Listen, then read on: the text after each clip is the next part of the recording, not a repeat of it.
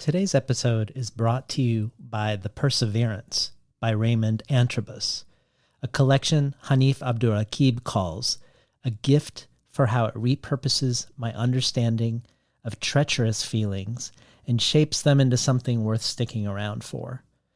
Winner of the Ted Hughes Award and shortlisted for the Griffin Poetry Prize, Antrobus's debut is a stunning examination of a deaf experience alongside meditations on loss, grief, education, and language, both spoken and signed. Says Kaveh Akbar, "It's magic the way this poet is able to bring together so much: deafness, race, masculinity, a mother's dementia, a father's demise, with such dexterity." Adds Publishers Weekly in the Starred Review. In these pages, Antrobus's evocative musical honesty is unforgettable. The Perseverance is out now from Tin House. Uncharacteristically, I'm going to keep today's introduction brief, as I think hearing Jorie Graham talk about her work, about her poetics, speaks for itself. Like several recent guests, Teju Cole and Natalie Diaz come to mind, I've had a long-standing desire and dream to talk with Jorie Graham. And one of the rare upsides of this year of pandemic living has been being able to make these dreams come true, now that the show is remote and not in-person only. Starting this spring, and increasingly so each season going forward through next spring, you're also going to see the way the pandemic has made the show more international and transnational, something I've long wanted, something that I think makes the show more dynamic. Hopefully you'll think so too. Jorie Graham adds a remarkable addition to the bonus audio archive, a meditation on the different ways we experience rain, and then a reading of two very different rain poems, one by Edward Thomas and one by Robert Creeley. The bonus audio is just one of many potential benefits of transforming yourself from a listener to a listener supporter. Every patron of the show receives a resource-rich email with each episode, pointing you to further places to explore that are related to the day's conversation, pointing you to things referenced in the episode, and to the most interesting other interviews or videos or writings I discovered as part of my preparation.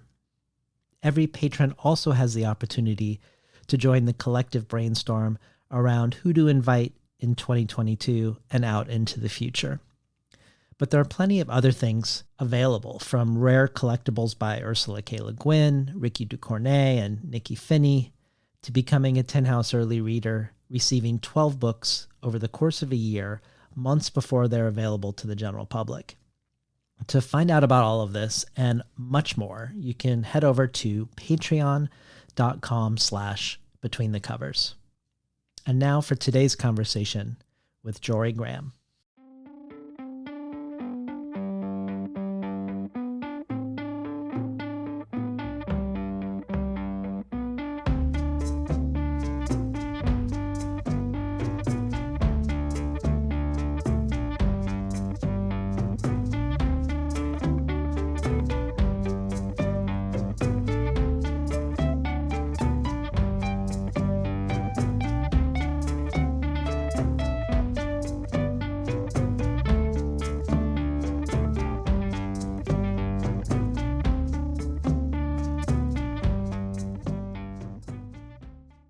Good morning and welcome to Between the Covers. I'm David Naiman, your host.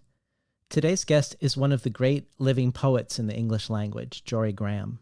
Graham has won nearly every major literary award, from the MacArthur Genius Grant to a Pulitzer Prize for her selected poems, The Dream of the Unified Field. She was raised in Rome by American parents with Italian and French as her first languages. She studied philosophy at the Sorbonne in Paris and came to live in the United States only when expelled for taking part in the Paris protests of 1968. She studied film at NYU and then writing at Iowa, where she received her MFA in poetry. She herself taught poetry at the Iowa Writers' Workshop from 1983 to 1998 and is currently the Boylston Professor of Oratory and Rhetoric at Harvard University, one of the oldest endowed chairs at the university, first occupied in 1806 by John Quincy Adams, and most recently, prior to Graham, by Seamus Heaney, who Graham succeeded in 1999, becoming the first woman to hold the chair in its 215-year history. Jorie Graham was also the first American woman to receive the UK's Forward Poetry Prize for her collection Place, and only the third American to be awarded the International Nonino Literary Prize. In 2017, she was awarded the Wallace Stevens Award from the Academy of American Poets, which is given to a poet for their body of work for outstanding artistic achievement. Heralded by John Ashbery as one of the finest poets writing today, poet James Tate said of her poems, "Graham essays nothing less than the whole body of our history, reshaping myth in ways that risk new knowledge, fresh understanding of all that we might hope to be." And poet James Longenbach adds, "For 30 years, Jorie Graham has engaged the whole human contraption, intellectual, global, domestic, apocalyptic, rather than the narrow emotional slice of it most often reserved for poems. She thinks of the poet not as a recorder, but as a constructor of experience. Like Rilke or Yeats, she imagines the hermetic poet as a public figure, someone who addresses the most urgent philosophical and political issues of the time simply by writing poems." Needless to say, we are lucky to have Jorie Graham here on Between the Covers to discuss her latest collection, Runaway, from Echo Books.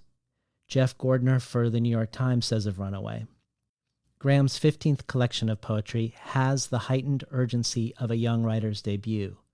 True to its title, it hurtles forward.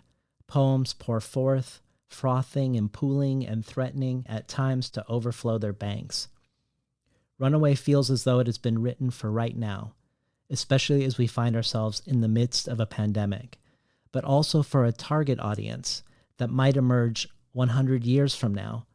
You imagine someone in the future flipping through it, finding a record of a great unraveling and spending hours trying to decipher it."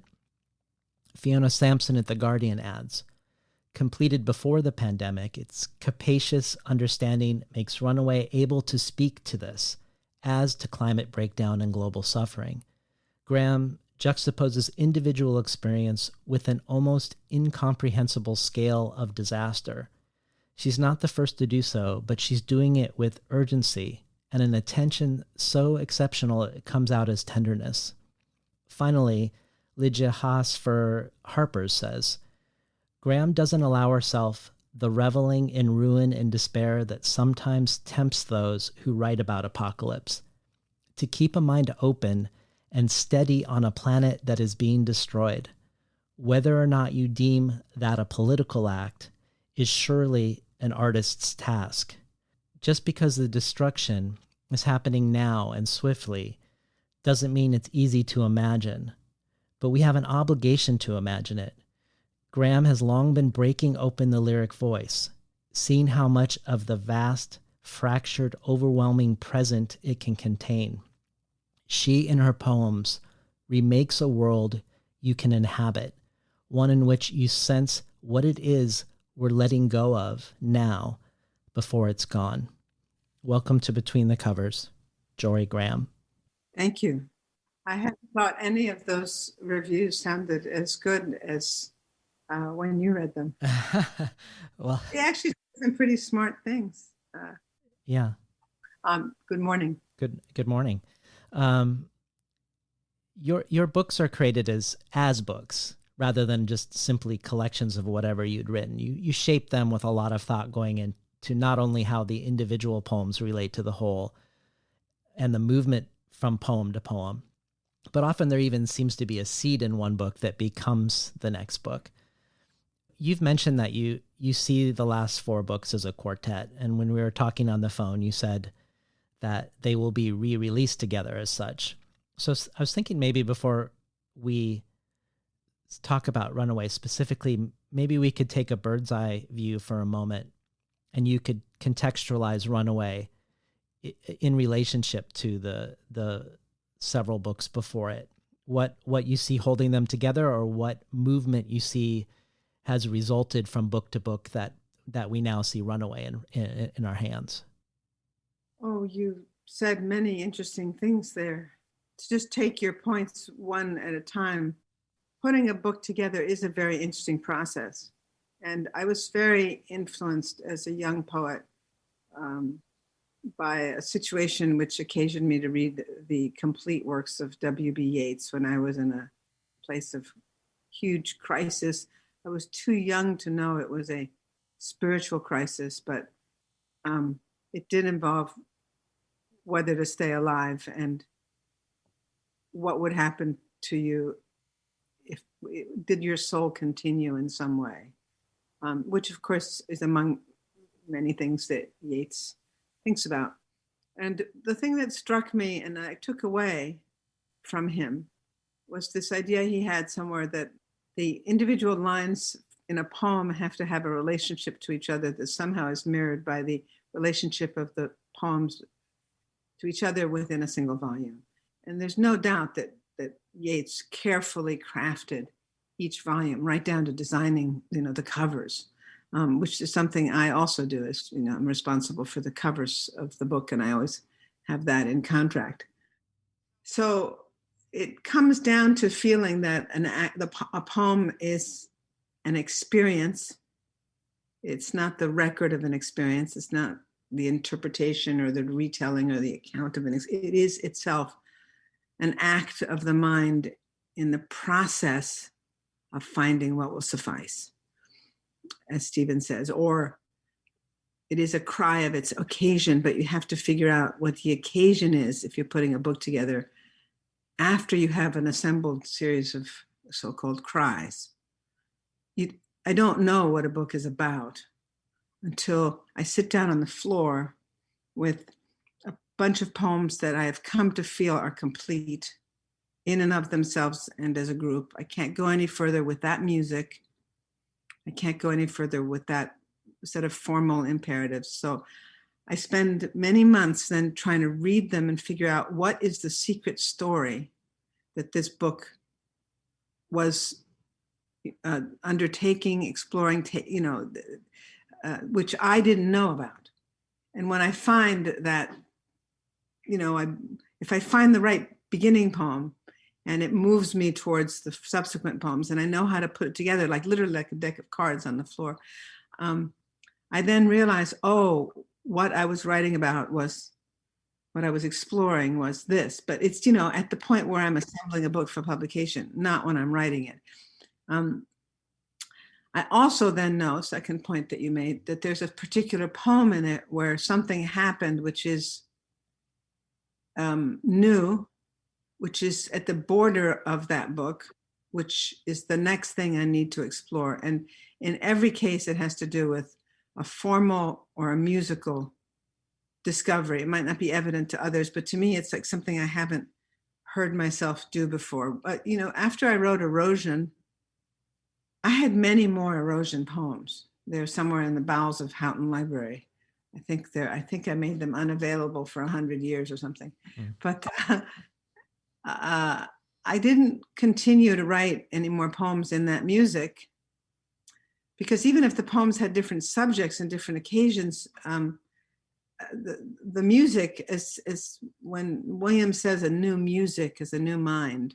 It's a rutted road. The set of experiences you're going to have by going down through this subject or that occasion or this is simply going to bring you to the same experience. Even if to a reader it seems like it's a different subject, it's the same experience for you as a poet. So you have to, in my case, had to wait for a new sound. But there was one poem in Erosion, which is, I think, the last poem, and it's in long lines, which had a seed of a new music in it, and I didn't know what to do with it. So I wrote a whole bunch more Erosion poems, and then one day I wrote Self-Portrait as Both Parties, and I thought, that's the new music. So then, I followed that music all the way through the end of Beauty. In the bowels of Houghton, there are many more self-portraits as Both Parties. In that book, there are many self-portraits as Apollo and Daphne, as Demeter and Persephone, and there are many more. But once I finished the book, it's like I had to work through that music till I sort of exhausted it. But I wasn't going to even if the poems were, I don't know what's good, but if they were equally good, there was only so many poems that made the experience of the book possible. But it's not like I knew what to do next. So I write my way out of one situation, and I wait for a new music, and then it comes along. And in that way, each book for me is a profoundly different encounter. Now, subject matter is one thing. I think what holds the last 4 books together, which, you know, they're not the only books that involve my deep apprenticeship, the apprenticeship of my soul to the obligation to imagine what climate change actually entails. I watched a little video by David Attenborough this morning where he said, we actually are at the end of everything. He just said that. We are at the end of everything. And within a generation, we could be at the end of absolutely everything unless we wake up. And I guess I discovered that in the 80s and tried in the 80s in books like Never, even in Overlord, to sort of sneak in this incredible apprehension I had about the 6 degrees of warming, the collapse of the thermaline current, or the arrival of a new ice age. But I didn't know how to sneak these things into the poems, which were still involved with other surface subjects. And then when I wrote Sea Change, I sort of broke out of that conundrum and headed straight into this process, which involves imagining the present from a moment in the deep future, where looking back on this, the most ordinary things we have, rain, just water itself, an ability to stand in the sun or outdoors in ambient temperature, the idea that the earth can make food, the idea that one can live where one is born in a tribal setting anywhere on the rest of the planet where such wonderful existence still exists and subsist off of fish that one can catch out of the seas. The idea that the seas might not be toxic, to look at that from a position where you suddenly see that it could all be gone.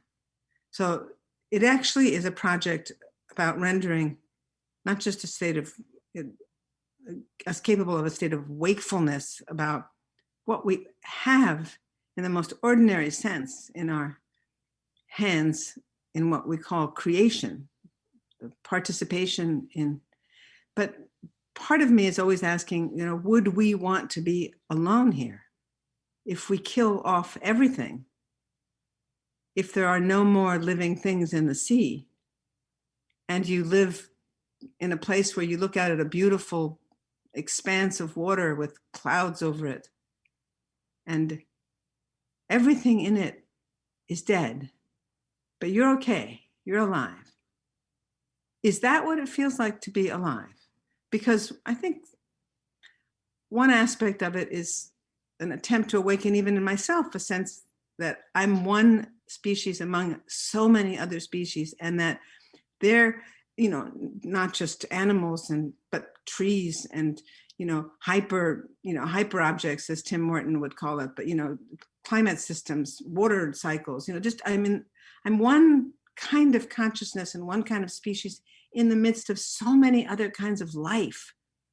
And how to help myself and others feel not just the actual interdependence that we have in terms of survival on all other forms of life, but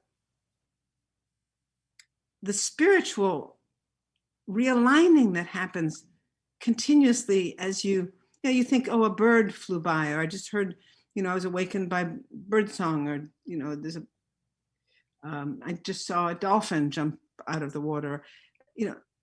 What was it you saw?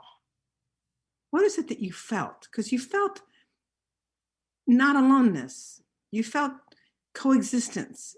You know, when you go out in the trees, if you slowly try to feel their consciousness, you feel your life put into a certain perspective. And it seems to me that that's always been the job of poetry, to put our human existence, our emotions, our suffering, our joys, into a ratio of perspective that allows us to understand, what it is to be mortal, what it is to have limited time, why that's a source of joy, why that's a source of incredible initiation, why the veil of soul making, as Keats would have it, is our job. And then there's the question of, what you do with language to experience that. But those 4 books involve that one strategy, which is disorientation, disenchantment. When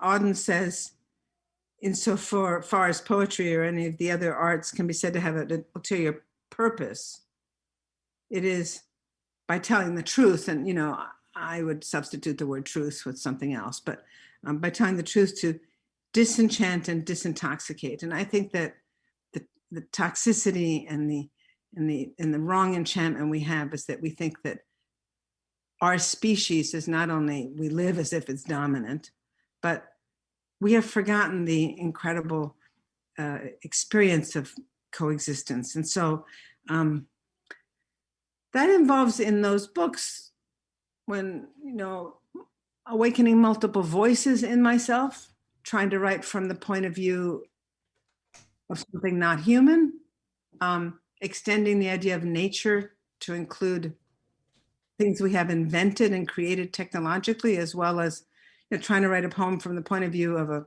artificial intelligence, as well as from the point of view of the bottom of the ocean or fish, from the point of view of extinction, from the point of view of 3D printing, but also trying to confront my father's body right after he dies and what the non-human is there, or from the point of view of an animal. So that practice unifies those 4 books. Besides that, there's a lot of life and death and birth and conception and joy in those books. They are not apocalyptic. The last thing I would say is the practice of imagining the deep future, or positioning yourself, as the Iroquois would say, 7 generations ahead in order to look back and see where you are now and what your decisions should be now, is a mirroring activity of imagining the deep past. So I've spent a lot of time, even though I don't use it in my writing, one of my essential tools is to read and imagine as far back into the 5 prior worlds that existed before the 5 prior extinctions, to try to sort of imagine that we're just one of many versions of this earth that could exist. So I won't deny that there's a part of me that thinks that if we disappear altogether, there would be a 7th, configuration of our possible, of the possible ways this planet would align itself. And that it is very exciting for me to think back on those prior eras before, our continents were formed and et cetera. It animates me, but that's secret. That's in the wings of this activity but without it, I couldn't mirror deep future. Yeah. Well, I wanted to ask you, maybe you can help me puzzle out my experience of reading Runaway that feels maybe different than what others have experienced, and maybe even what you intended around time and speed, which I know that time and speed play a role in the crisis that you're describing. Sea Change opens 11 years ago now with time out of sync, where trees are blossoming in the fall, migrating birds aren't migrating, plankton spawn too late to provide food for fish larvae. And on the first page, we get the line, how the future takes place too quickly. And your next book, Place, opens again with speed, with a galloping forward as the sun is setting, and with things out of sync again with the line, it is day, the human does not fit in it. And Place ends with a clock in a hotel room, and Fast opens with a clock and accelerates things further with fast forward arrows between words where we expect spaces to be, and with a collapse of space between lines. While you're contemplating the death of a planet, your own mortality, and the death of your father, you're also looking at Venus, which used to be a planet of oceans, but then suffered the runaway greenhouse effect and now has no water at all. And you wonder in Fast if Earth would go runaway as well. Well, now we're here at Runaway, a book that you said you wanted to accelerate even more than Fast. And many people are commenting on the book's speed. In the Eco-Theo review, the reviewer says, the poems of Runaway careen, titles blurring into first lines, grammar compressing to text speech, as if the poet is typing too fast to finish whole words. Sentences are short and punctuated abruptly or not at all. And Library Journal similarly says, Graham's poems are like those of John Donne and E. Cummings put on speed dial. And you've said you wanted, as I just mentioned, you've said you yourself wanted to accelerate things. And there's that sense, particularly in the right justified poems, that the words are stopped by the abrupt edge of the page and sort of fling us over the cliff every line. But my sense, contrary to everyone else it seems, was that upon arriving at Runaway after the 3 books before, I had a sense of bodily relief, like I could breathe again rather than being breathless. And obviously, time in poems is connected to the line, which is connected to the breath, which is both a reflection of and a way to influence the rate of the heartbeat. But after all the white space that gets squeezed out of Fast and all the shuttling forward with the arrows, I felt like breath was restored in Runaway. And in the first 2 poems, All and Tree, we are in an after the flood scenario, as if the world has been destroyed, where Runaway is either going to happen or has happened. And it seems to say, now what? And there's this evocation of the Garden of Eden, but the Garden of Eden is a false one where the sky is obscured and fruit is stunted. And it raises a paradox to me. While we need to act quickly and urgently to stop the apocalypse, it is also our speed, our not being present or beholden, not being rooted and entangled and slow, that it suggests has got us to this place in the first place. So in a weird way, I feel like, in a way, you placing us post-failure in the now what of the survival of an aftermath, that part of what this book seemed to be about was learning to breathe. But I don't know if I just want to hear what your response would be to that reader response.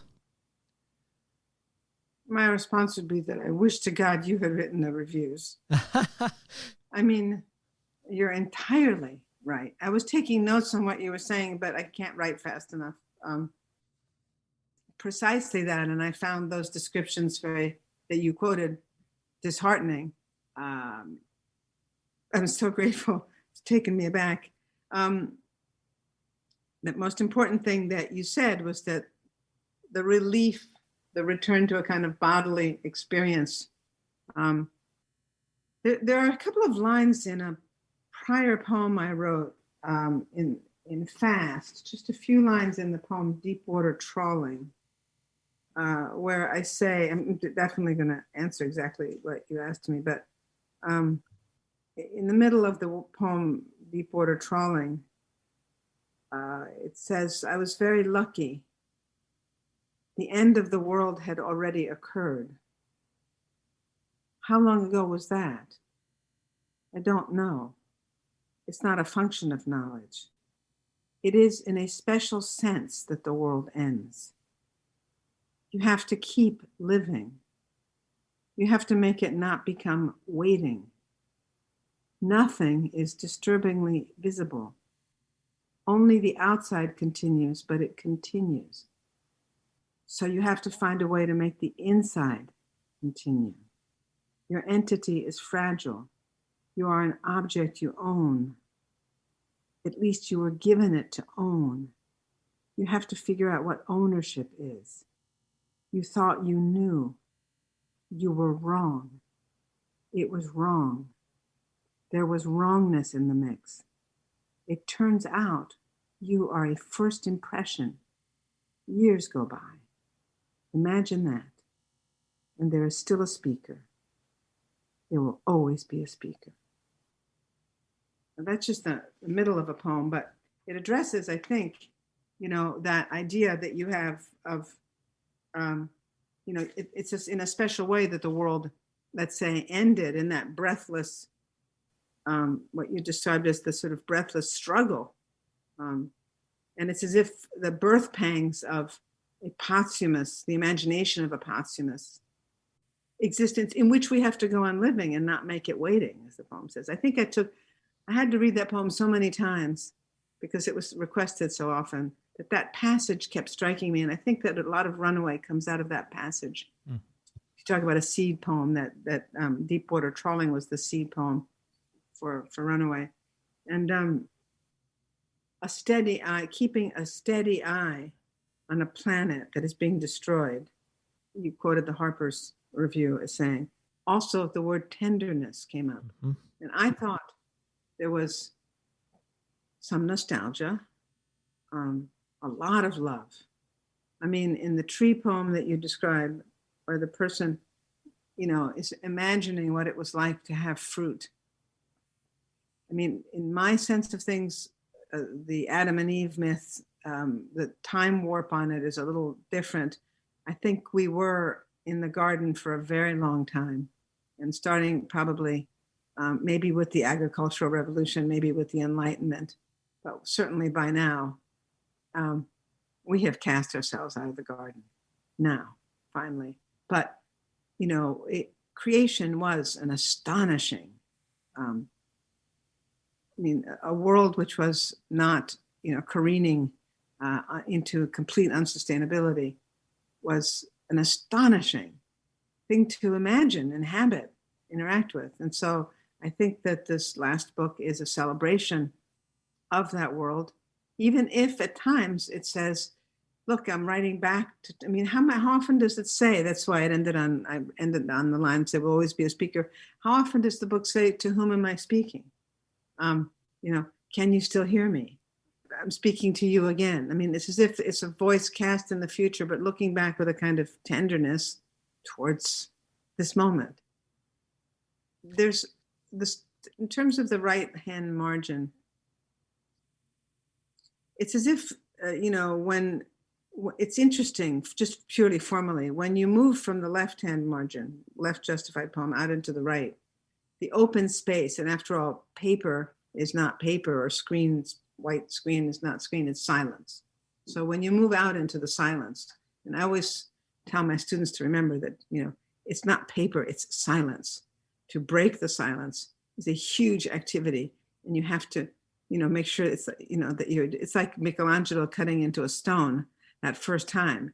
You can't screw up. When you break the silence, you have to have, ample reason and the right instruments by which to break that silence. And the way you know that a poem is a real poem is that if you break the silence and find your way to a poem, the person who re-enters the silence at the end of the poem is not the same person who broke the silence. So it's an experience, you are altered by it, you are changed. And the addiction of writing poetry really is the fact that you can have experiences via the engaging with language, all the techniques of poetry, and the whole, complicated technical experience through language, which alter you. It's an experience. It's not as I said before, it's not a record of an experience that you have prior that you put into a poem. It's an experience you only have via the means of the poem. When Frost says, what are the ideals of form for, except to get us into legitimate danger that we may be legitimately rescued. What he's saying is there are only certain dangers that are legitimate. You can cook up dangers to get a poem, but legitimate dangers means the actual questions, the ones that you're supposed to arrive at the chapel perilous, at the end of the Grail, the quest, and you have to have a question to ask. If you have a legitimate question. If you get yourself into deep enough water, and what are the ideals of form for? What are line and breath and music and stanza and which way you move on the page? What are the, what is every spondy and every every stress motion in the poem, every turn for, except to get you deeper and deeper into a confrontation with a thing you know not.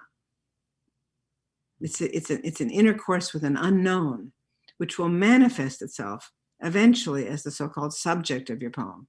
But you press against it with everything you have, and you have your occasion, you have your ostensible subject that you're writing, but you're writing in order to come up against a thing that suddenly the face will push back at you, and what you will respond with is, a question.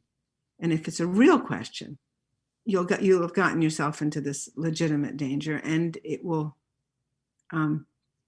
take you to not an answer, but probably a deeper form of the question, which makes you as an individual a different soul, different human, a different intellect even, but that's the least interesting part, than you were without that deepening into the sort of caverns of what that question implies.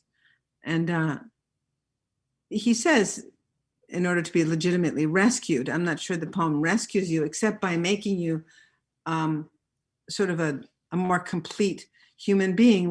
When Coleridge says the poet, in using the poem, tries to bring the whole soul of man or of woman into activity, it implies that our souls and our senses in particular, which lead us to the soul, because he does go on to talk about the subordination of faculties to each other, to bring the whole soul into activity means that our souls can be dormant, that we can be not present, that we can be going round life rather than through it.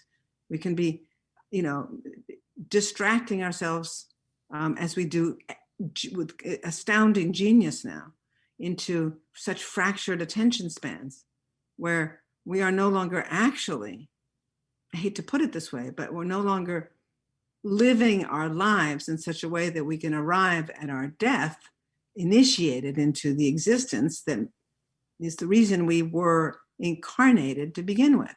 I mean, we are souls which are somehow dragged down through flesh in order to have, and the senses, which are more than 5, and in order to, as Keats says so perfectly, in order to create our souls. And we're not here to avoid death. We're not here to, hang on as long as possible. We're here to deepen. So, I don't know if I would believe in an afterlife, but certainly if we come back again, there's this idea that you want to come back at a level where you're more initiated than the last time you went through. So, disenchanting, disintoxicating, bringing the whole soul into activity. A raid on the inarticulate, says Eliot. Yeats says, out of the quarrel with others, we make rhetoric. Out of the quarrel with ourselves, we make poetry. When Whitman says, do I contradict myself? Very well, then I contradict myself. I contain multitudes. To find the multitudes that we contain. Whole soul, meaning, we can be part. So, that we should have a quarrel with ourselves means that we should understand that there are many, many ways in which we can experience something, and that poetry is one of the avenues by which we can create a more complex sensation of existence. Not complicated, not difficult, just that simultaneity and adjacency. I'm thinking one thing and feeling another. While I speak to you, I'm imagining you. I'm looking out my window because there are a whole bunch of robins I haven't seen before on the lawn. I can't exactly completely avoid them while I'm talking to you. I'm, aware of the fact that it's a little more than a year since my mother died. I'm, as I say words like Keats and Shelley and Coleridge, they walk through my consciousness. So how to keep it all awake at once. If we were that awake all the time, we would probably not survive, because just seeing one homeless person on the street would kill us. Your soul that open is a very woundable as well as a very instructable instrument. But to develop a practice to be present and to have an open soul. Now, about speed, just quickly to answer that. The Runaway is obviously Runaway greenhouse, Runaway carceral state, Runaway capitalism, Runaway disease. Definition of cancer, which I experienced, is a runaway of cell multiplication. But we have another place where the speed is, I think, something to attend to seriously, and that is we are replacing the experience of knowledge, which is slow and bodily, or at least the whole soul of man, bodily and mental, with information gathering. And information gathering is a shortcut. You can find out all sorts of information about something and have experienced nothing about it. And I think more and more we love the technology that we use, and we have runaway surveillance and runaway technology, because we love the fact that it protects us from experience. It protects us from the slowness of the acquisition of experience. Experience comes in stages. That's why that's why, for thousands of years we've understood that life is a set of initiations. And we have understood that suffering has a purpose. It's not like we made that up. Life is so full of suffering. It's not just something like to hang on to with, white knuckles. It might be something to embrace and undergo. I mean, we all lose our families. We all lose loved ones. 500,000 people, at least, if not many more now, have lost people they expected to have quite a while longer around them. We should be able to have some inkling, if it hasn't happened to us, about how they feel. So empathy, compassion, intuition, these are all just different strands of the word imagination, the concept of imagination. And, to want to bypass all that and to quickly arrive at a feeling, which is not a feeling, but just sort of an emotion that you decide that's the right emotion, to arrive at very uncomplicated political ideas where we judge, we cut, we shave it down to right and wrong, and then we take positions, and so all of it is, Runaway is a book against runaway. Mm-hmm. But it is a book begging to slow down. It has some atrocities in it. Somebody asked me yesterday, why is it so apocalyptic? Everybody says it's so apocalyptic. And I thought of this Kafka quote where he says, we need poems that affect us like a disaster. And you think, oh, that's a fast thing, a disaster. And then he goes on to say, that grieve us deeply, like the death of someone we loved more than ourselves, like a suicide. A book must be the axe for the frozen sea within us. This is my belief, he says. And it's a funny thing, but that frozen sea within us is getting frozen by a collapsed attention span, a rush towards conclusion, a hanging on to opinion, a belief in things that one doesn't want to alter, be moved from. We see it in our politics, obviously. So maybe this helps. I mean, it's interesting how he can say, be the axe for the frozen sea within us, and Eliot can call poetry a raid on the inarticulate. And Keats can say, axioms are not true unless they are proved upon our pulse. I mean, everyone is saying the same thing, which is like your body in the experience of existence. Pay attention, slow down. It will give you multiple complex notions of your selfhood. You don't have to theorize the problem of what the self is. You just have to experience it. We spend so much time theorizing about the first person, about the notion of the constructed self, about, the contextualized self, the intersectional self. Heck, just live through one day. It's all intersectionality, the whole of existence. So slowing down, I thought that this book, I think that book is, what you said. Could we hear the opening poem, All? Just to finish on what I was saying, because I didn't mention my beloved James Wright, but from his poem Honey, he talks about his father dying. And he says, my father died a good death. And he says, to die a good death means to live one's life. I don't say a good life. I say a life. And that's just sort of what I was getting to, which is, that, there are many other things that one can talk about in terms of, what the ear does, how the ear is this incredibly intuitive instrument, and the ways in which we can capture so much about experience through the ear, which is the primary tool of the poet. I'll read all, but I've never read it out loud before, so I could really mangle it. Well, let's see how it goes. I should say that I love Alice Oswald. This is, on another level. I love her poems, and I love all her work, but I love that River Dart. That's one of my favorite of hers too. She brought me a little piece of birch wood from the river that she picked up and brought all the way to the U.S. for me, which is among my many treasures.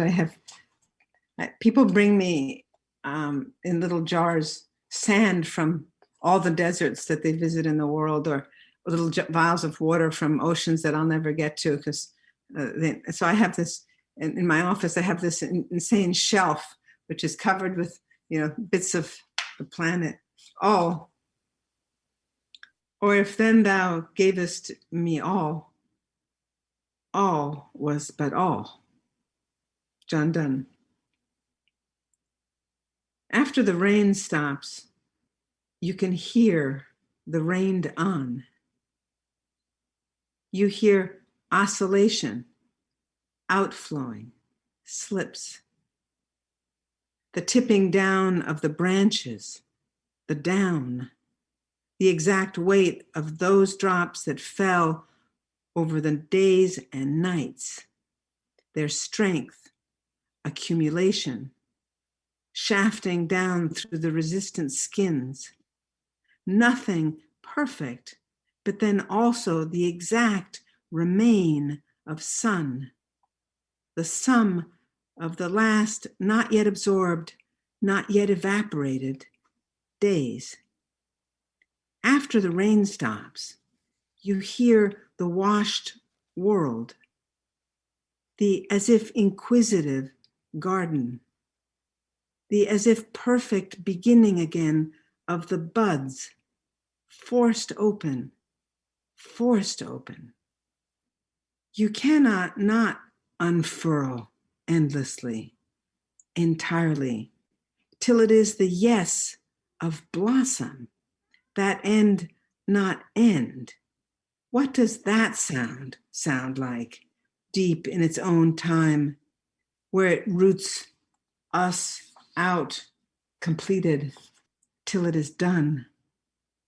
But it is not done. Here is still strengthening, even if only where light shifts to accord the strange complexity which is beauty.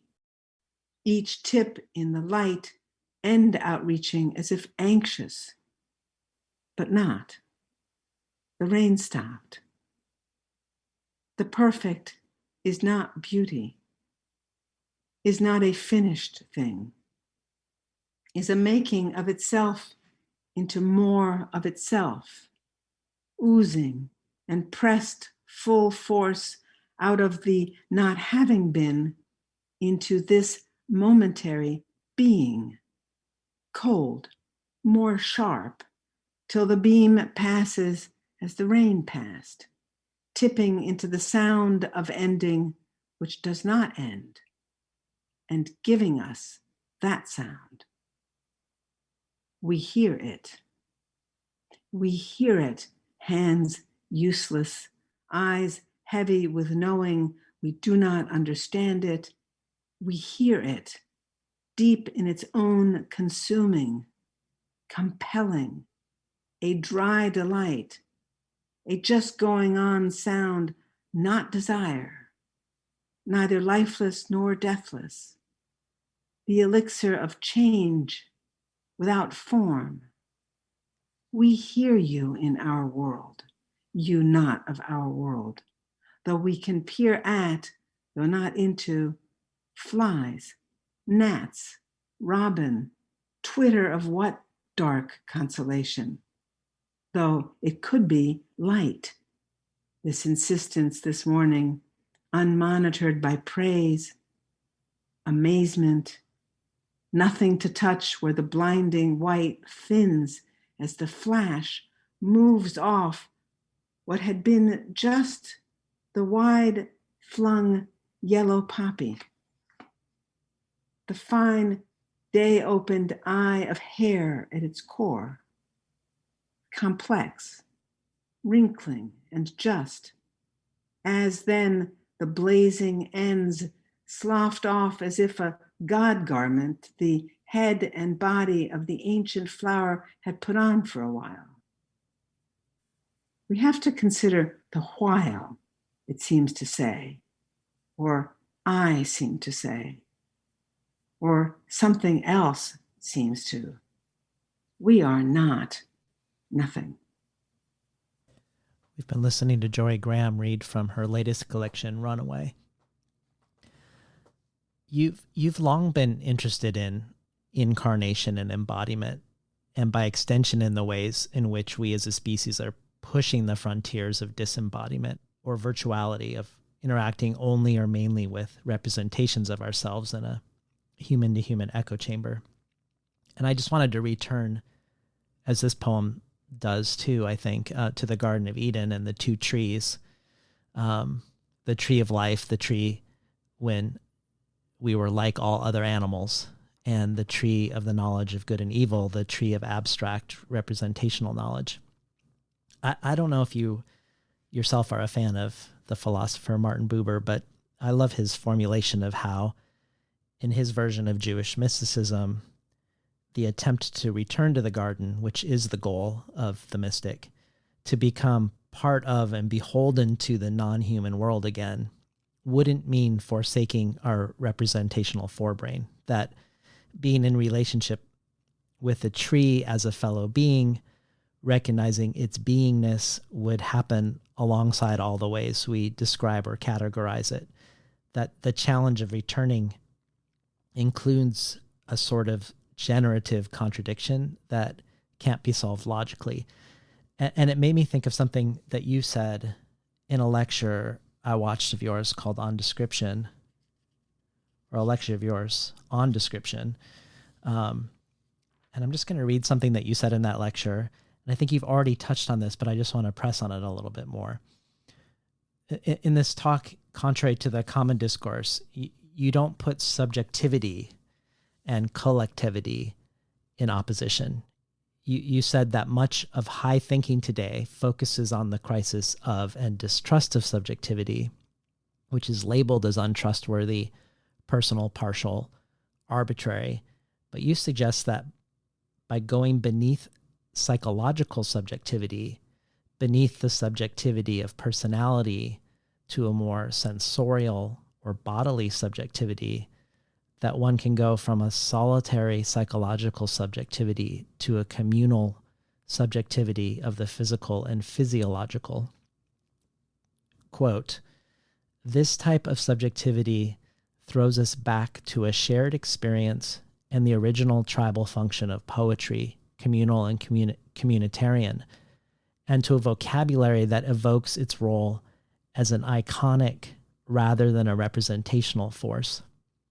So hoping maybe you could speak to us about finding collectivity maybe even solidarity through the sensorial and physiologic rather than the psychologic?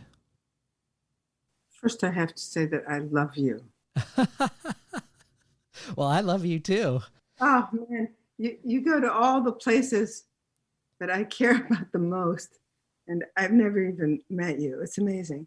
Well, it goes back to, first of all, it's not just Jung, but, even in someone like Eliot, when he talks about the collective emotive, the idea of going below personality in order to transcend personality. The Ouroboros sea that Jung imagines, the place where, below consciousness. There are many ways of imagining it. First of all, if we pass on so much DNA, why do we not pass on, a collective set of experiences, images, memories that are in our senses, uniting us with all those who are our ancestors, and therefore, obviously, with all those alive at the same time as us, since they have been alive about as long on this planet as we have. I often say to my students who have this big problem around this issue because they spend a lot of time thinking about it theoretically, if I ask you all to imagine the taste of salt, and I say, let's be specific. You've teared up, you've actually cried. The salt is coming down your own face.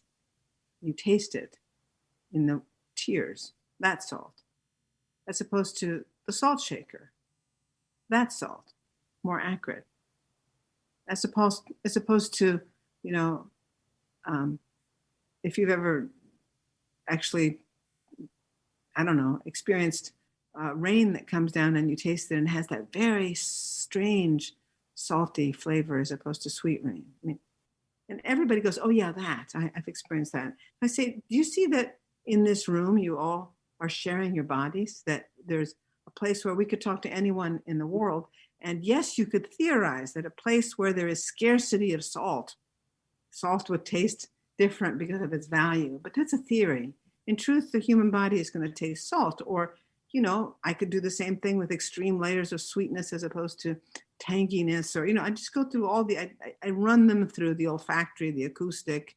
I do tons of exercises about this until they see that they have shared experience. And if they were to, like the Japanese poets, trust the senses over the emotive, they would understand that, you can communicate not only in a community surrounding you among the living, but through time to others, because their senses will pick up pretty much, the similar activity. But if I were to cast the word, say, justice into the classroom, there would be as many different interpretations of that concept, okay, as there are people. So first of all, using the senses in order to, awaken the senses, the whole soul of man into activity, what Coleridge says there, to be precise, because it's a very strange phrase, he says, the poet described in ideal perfection brings the whole soul of man or woman, human, into activity with the subordination of its faculties to each other according to their relative worth and dignity. And that's an idea that I think we have, it's a wrong idea, and it's the idea that, but we have subordinated the olfactory, the gustatorium, the ability to taste and smell and touch, to the visual. And if we read our literature, we're primarily operating out of the visual. And the visual does unite us. We can see things the same way. But where we really are united is in the acoustic, in the gustatory, and the olfactory. They come out of more archaic parts of the brain. And, it's not just the Madeleine and Proust, okay, but it's an extremely important activity. And people recently have been studying during this pandemic, where people have been losing their sense of taste or their sense of smell as one of the primary side effects of the disease. They've been suddenly studying our sense of smell, and they've discovered that we've almost completely atrophied our sense of smell. before we ever get ill, okay, just as normal people walking around, and that it takes very little to reawaken your taste of smell, sense of smell. All you have to do is walk down the street every day or around your home every day and make yourself work at smelling 5 or 6 things, just saying that and that as you smell them.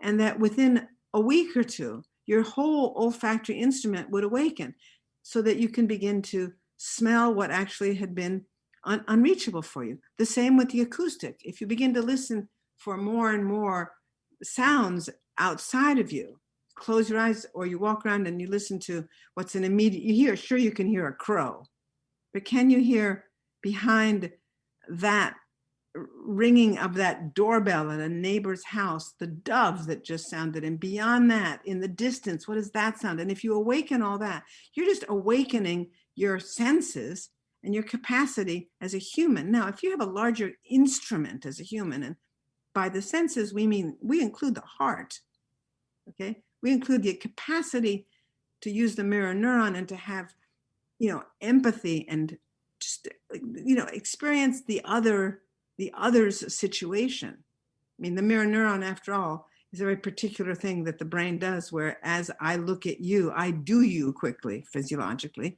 I put so that I know if you're friend or foe. It's, again, an archaic part of the brain.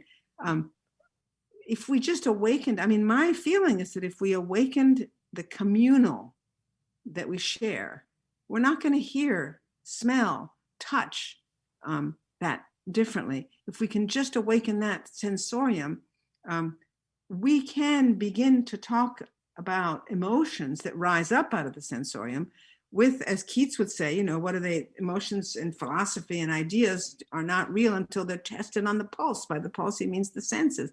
And if we could make our emotions communal, wouldn't that be astonishing? If we could share an understanding, as opposed to having reactive, intellectual, dry emotions, which we tend to have in our day and age a great deal, based on opinion. What if our emotions rose up out of much more trustworthy layers in us, which are, the shared places with other humans of all different kinds of experience and all over the planet, using different languages, living different lives. But if we shared our emotions in the same way we can share the sensorium, we might eventually, this is quite utopian of me, we might be able to train ourselves to come to a place where we can hear in a shared way each other's ideas.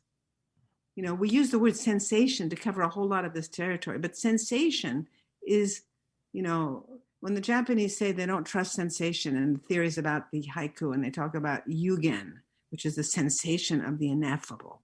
And then they talk about the problem with Western poetry is it immediately takes sensation and it tilts it this way or that to make it glad or sad. It interprets sensation to have emotive qualities.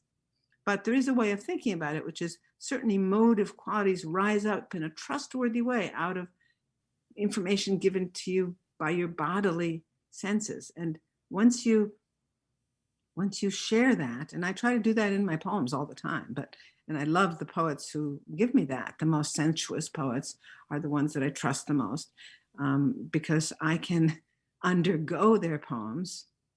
I can arrive at their emotions by having undergone their sensations. And if I've undergone their sensation and I arrive at their emotions as if they were my emotions, in other words, as Frost says, no surprise for the writer, no surprise for the reader, no tears for the writer, no tears for the reader. If I suddenly, I'm in tears too, because of the sensations that led you, the poet, to be in tears, and we share those emotions, there's trust there, there's communal activity there. We might rise up out of those emotions and begin to hold, ideas are a complicated generalization, but we can begin to generalize, we begin to hold emotions that become ideational in common. We might be able to arrive at a place where we can hear each other again. But there's absolutely no way we can hear each other in this climate unless we have something in the collective emotive that we are sharing.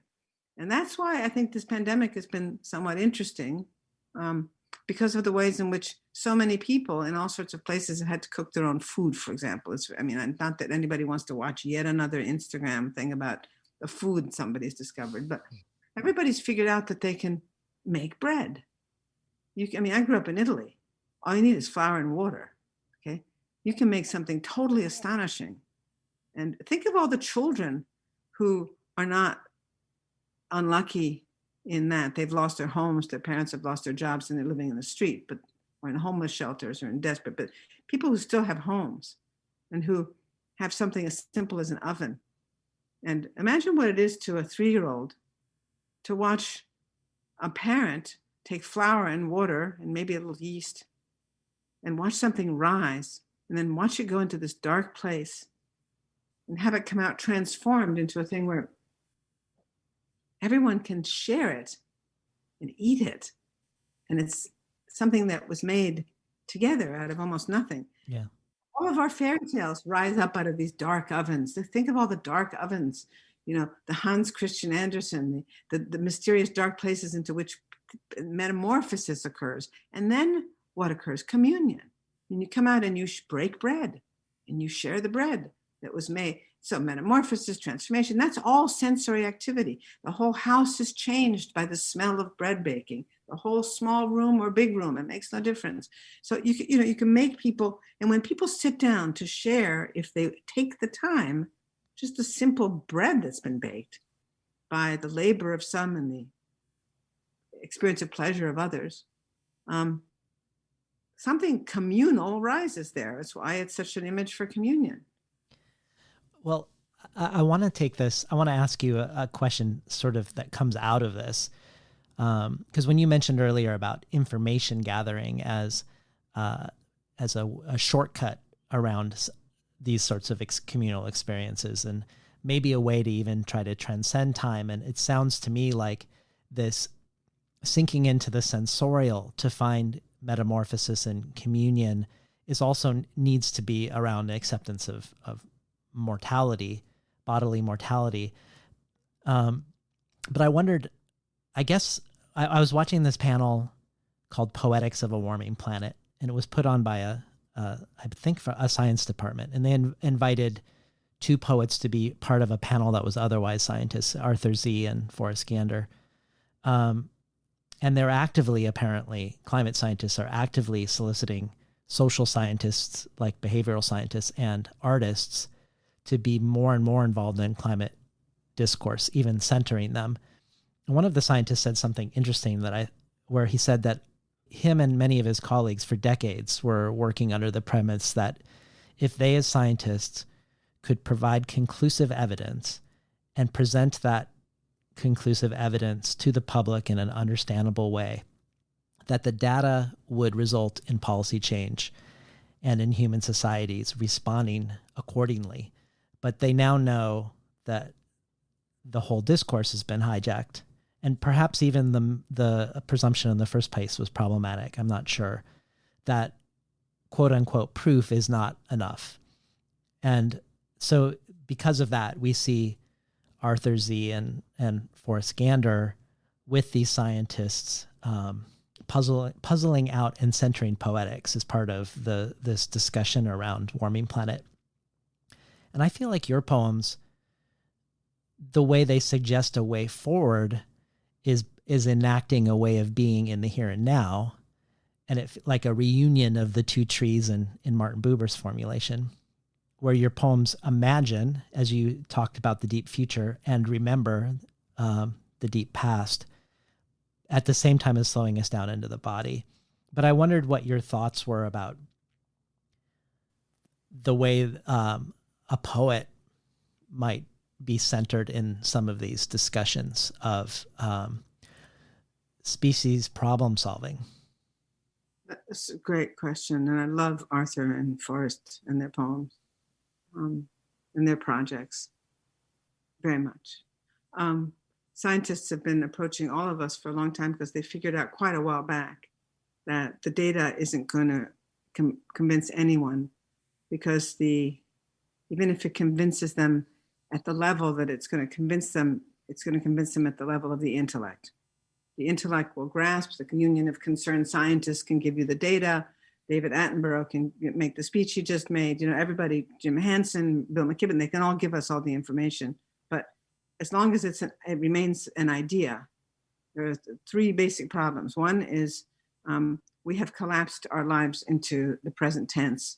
And so the idea of sacrificing anything for future generations, let alone generations ahead of ourselves, by 3, 4, 5, 6, lifespans, people will not make sacrifices for people who are not born yet, whom they don't know. Why? Because they cannot imagine them.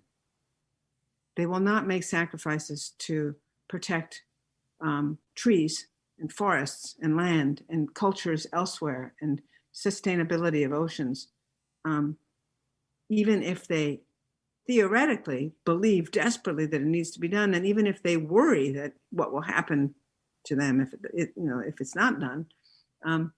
But why can they not do it? Because they cannot imagine them.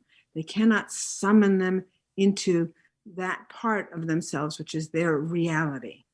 Because their reality has been thinned down by our technology to where this, the body is, imagination is a bodily sense. Imagination is not an intellectual capacity. And imagination involves summoning sensorially the presence of 7 generations in the future, the peoples that you don't know elsewhere on the planet, simultaneous to your life, the other species, etc. How do you get people to make sacrifices? People will sacrifice, I believe, still, even though it's in the most egocentric Western culture probably that has ever been conceived of, with consumer capitalism being at the extreme degree that it has evolved into.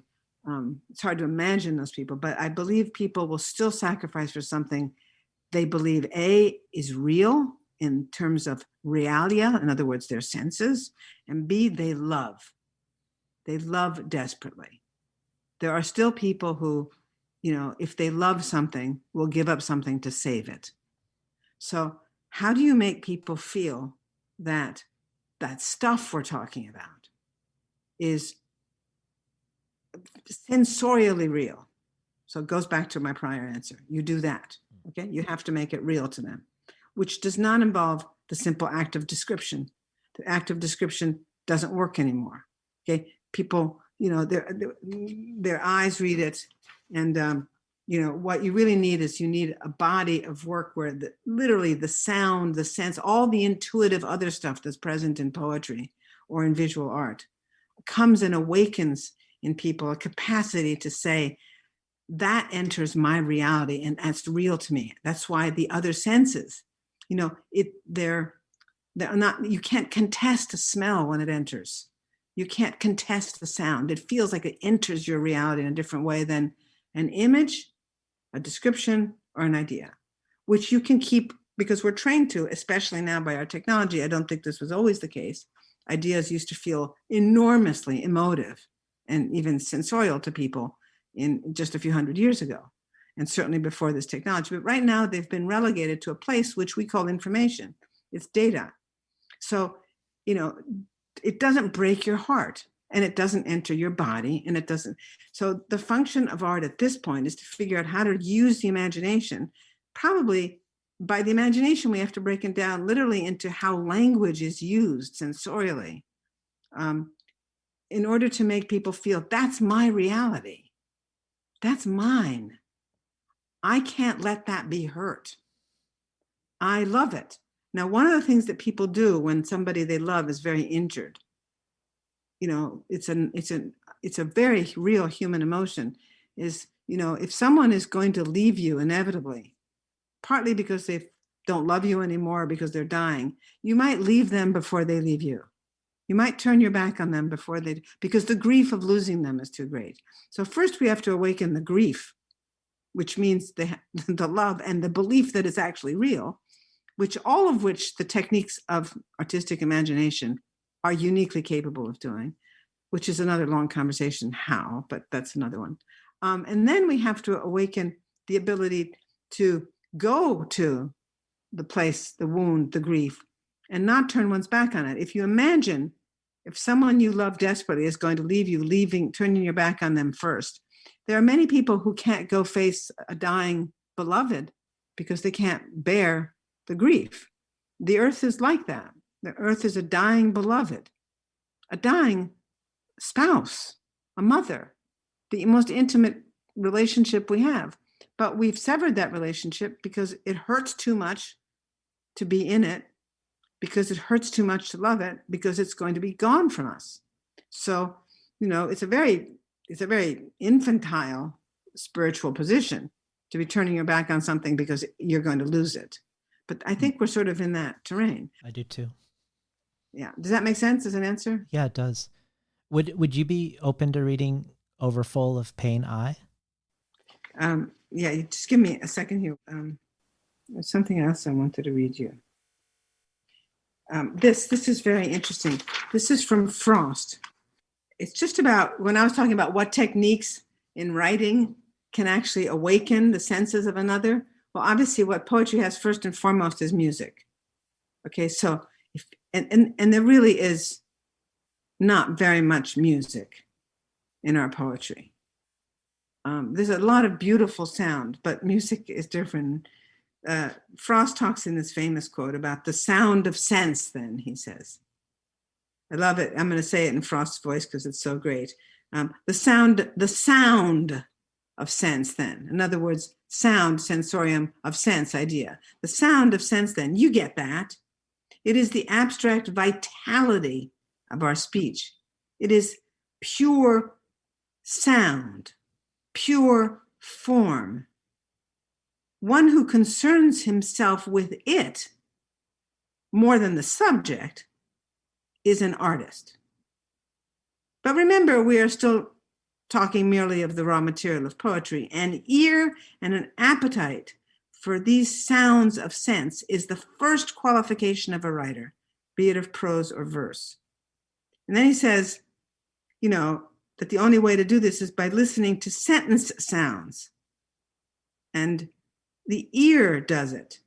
The ear is the only true writer and the only true reader.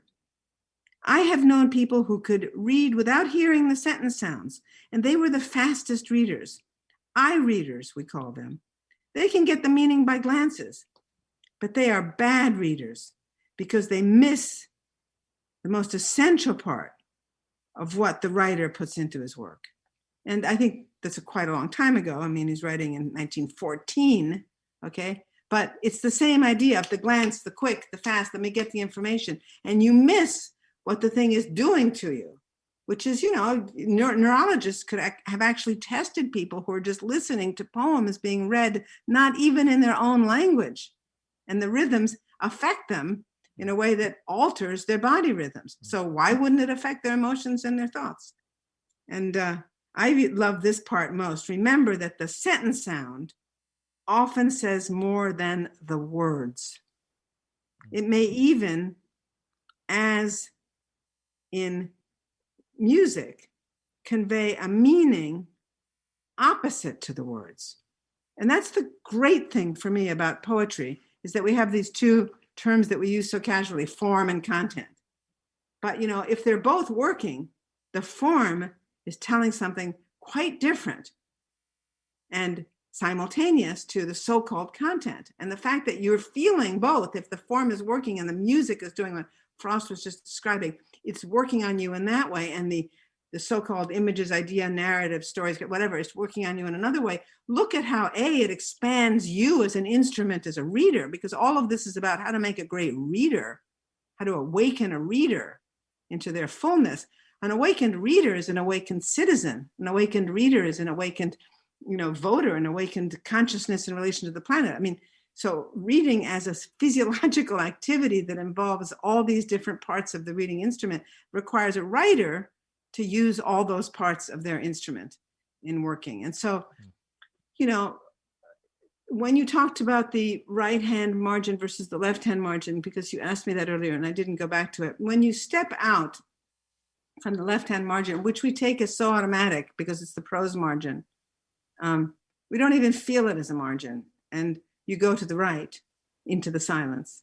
and you come back. When you come back, which is a very important place where the line ends and you return, the enjambment, it's a very important place in poetry because the strongest stress is the first syllable or the second syllable in the left-hand position when you return, okay? That's what I loved about the typewriter and its carriage and its return. If you go to the right-hand margin, what happens is the right-hand margin is not your margin in poetry. It's like a wall you run into. In prose, both are real margins, but in poetry, it's not. So what happens is you feel like you crash into this place where you can go no further, not where you've extended out to as far as your will wishes to go or your music wishes to take you, but rather that you've expanded to the right into a place which stops you.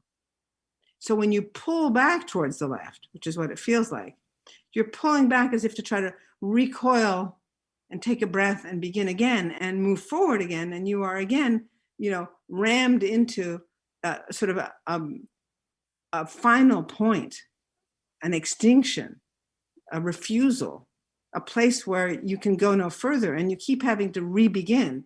So it's a very different experience for the writer when you're doing that. You pull away from that margin and then it blocks you again, as opposed to having a freely given margin and endless expanse on the right to move out into. They're very different sensations for the writer, for the reader, about how much future you have, how much freedom you have, what kind of a space you're moving around in, how much work your will can do, how much agency you have, even how much life you have left. I love that. And by the way, the quatrains that you asked me about earlier, I thought they were really, just because, obviously the line that extends over the 5 beats is no longer a breath unit. Okay, it's a multiple breath unit. So there is, an attempt to speed up in order to hold everything in the line in a breath, because I do think that the lines are actual line breaks. And, when I read them, they exist as line breaks. But there are a lot of caesuras. There are more than, usually we have one caesura, a medial caesura, sometimes 2. There are multiple caesuras in those lines. And that sense of, the constant breaking and the constant reunifying. It's as if you were, tossing things into water where you can toss something in and you break it momentarily and the surface of the water closes back over. The speed, I was hoping, of the sentences and the speed of the lines kept closing over these places where the voice breaks out of grief, out of fear, out of pain, and then begins again. So this constant courage, in a funny way, formal courage, to move over the caesuras and keep going, if that makes sense to you. Yes. No, that makes perfect sense to me. If you're open to reading Overfull of Pain, I think that would be a great place to do it. It's one of my favorite poems. Yeah, I love this poem too. The seeing of stillness is important. It's important to remember in this book that, my grandchild is in utero, and, and then she learns to walk with her first steps. It was so strange. You talk about formal decisions. I couldn't figure out why I had end rhyme. I write with a lot of end rhyme in early drafts. I just can't help but put end rhyme in. And I'm not fond of it as a feeling. So I then bury the rhymes into the internal part of the poem. But in that one, the end rhyme kept, remaining. And it's actually AABB. It's very sort of, basic end rhyme, very loud. And then I thought, why am I doing that? And this is talking about like what poets don't know what they're doing while they're doing.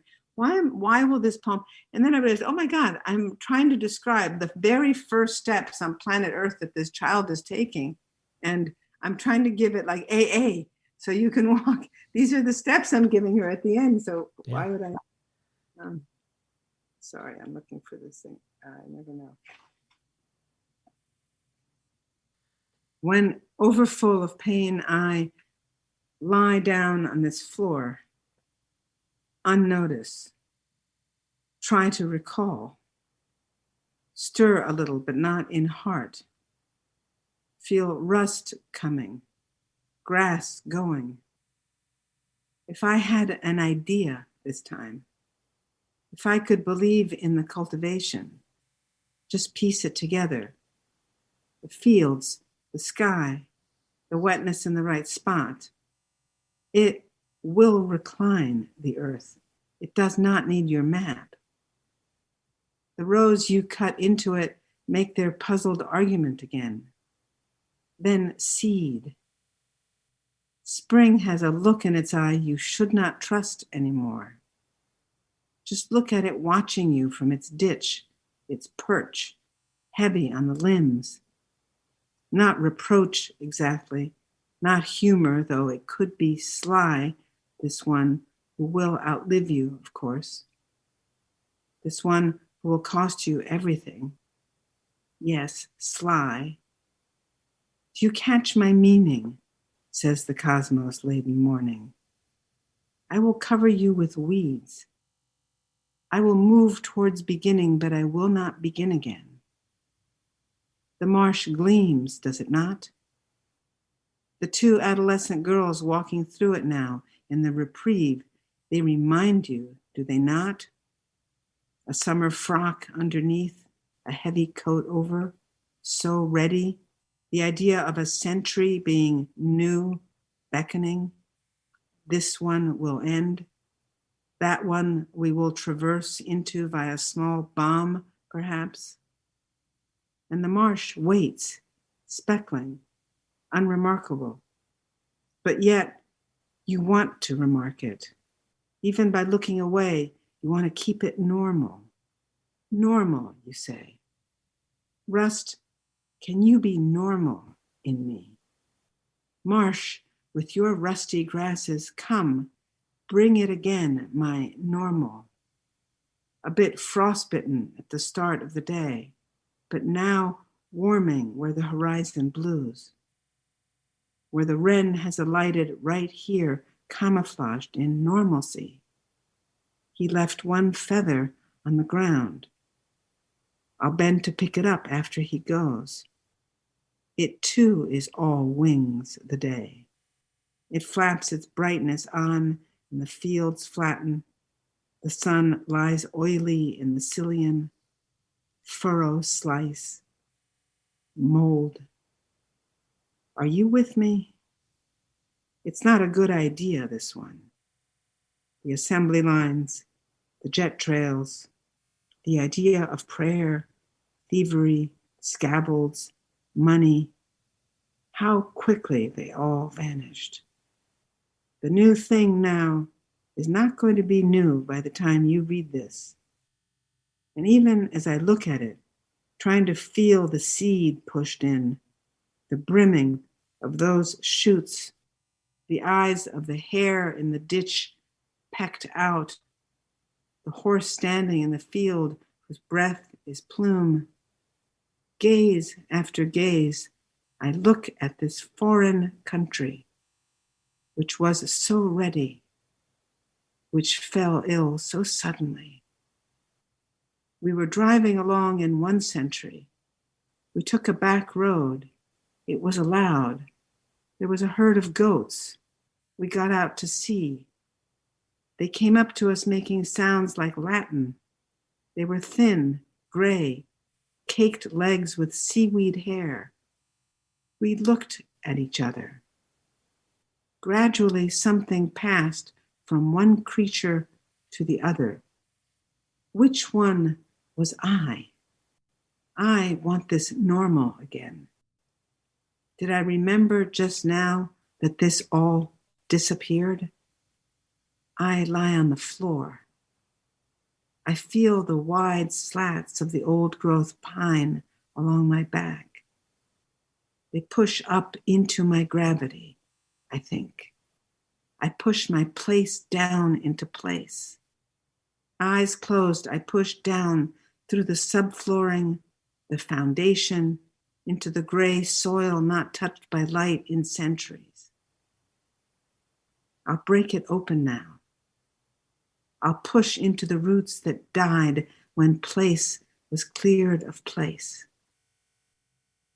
Dismembered roots. Here was my zip, my street address, my name. Been listening to Jorie Graham read from her latest collection, Runaway. Earlier this month, I virtually attended Alice Oswald's fourth Oxford lecture, which is called On Behalf of a Pebble, where she placed us on a train in winter in Hokkaido, the northernmost island of Japan, and one of the few places with a long documented history of female epic poets. And she was talking about how in Ainu culture, the indigenous culture of the people of Hokkaido, that once tools had been used for 100 years, that they developed a soul and could recognize the people who used them. And that reminded me of a conversation, or one of my conversations with Ursula Le Guin, who did write poetry about tools with a similar sensibility, sort of reminding us that these simple, non-extractive technologies like a pestle or a kitchen knife were not so simple, but had lineages because they weren't disposable, and they became repositories for memory and knowledge. But Oswald goes further about the soul. She describes a stringed instrument called a tonkari from that region of Japan, whose shape is supposed to represent the shape of the human form.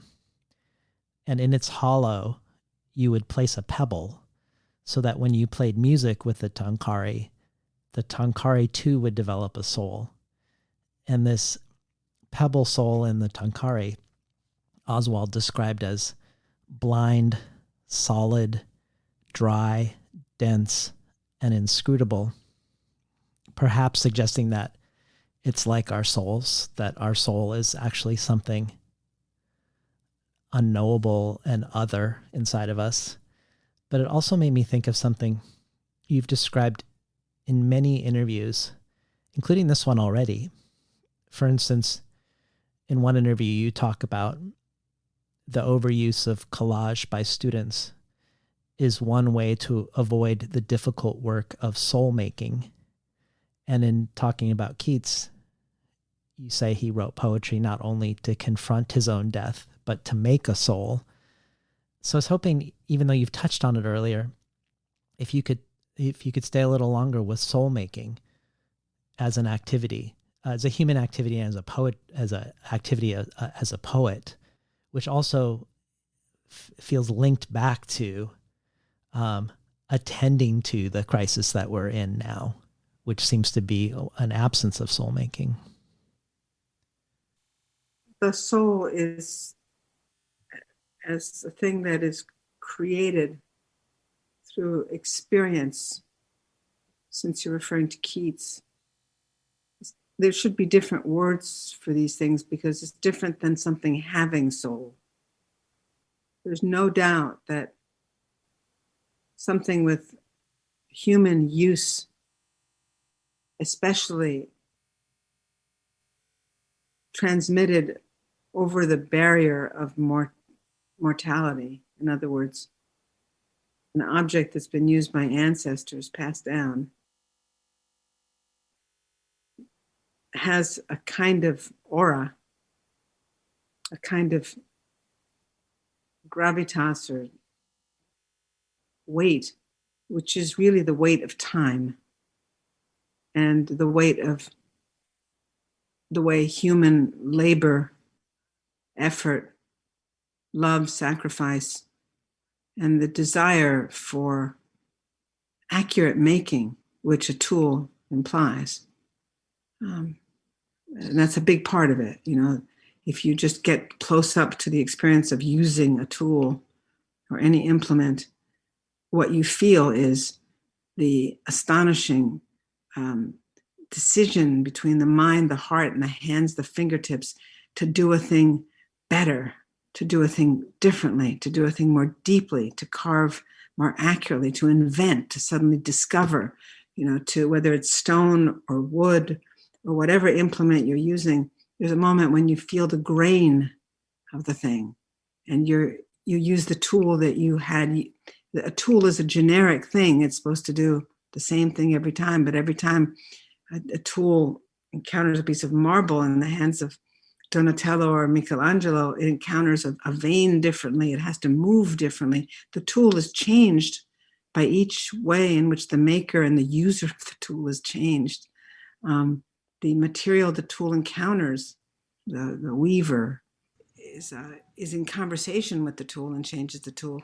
The hands, I mean, what's so moving about some of those de la Tour and so many paintings of women quietly sewing or doing embroidery at their work with a candle lit, is the incredible feeling of the mind that's in the hands as the person works.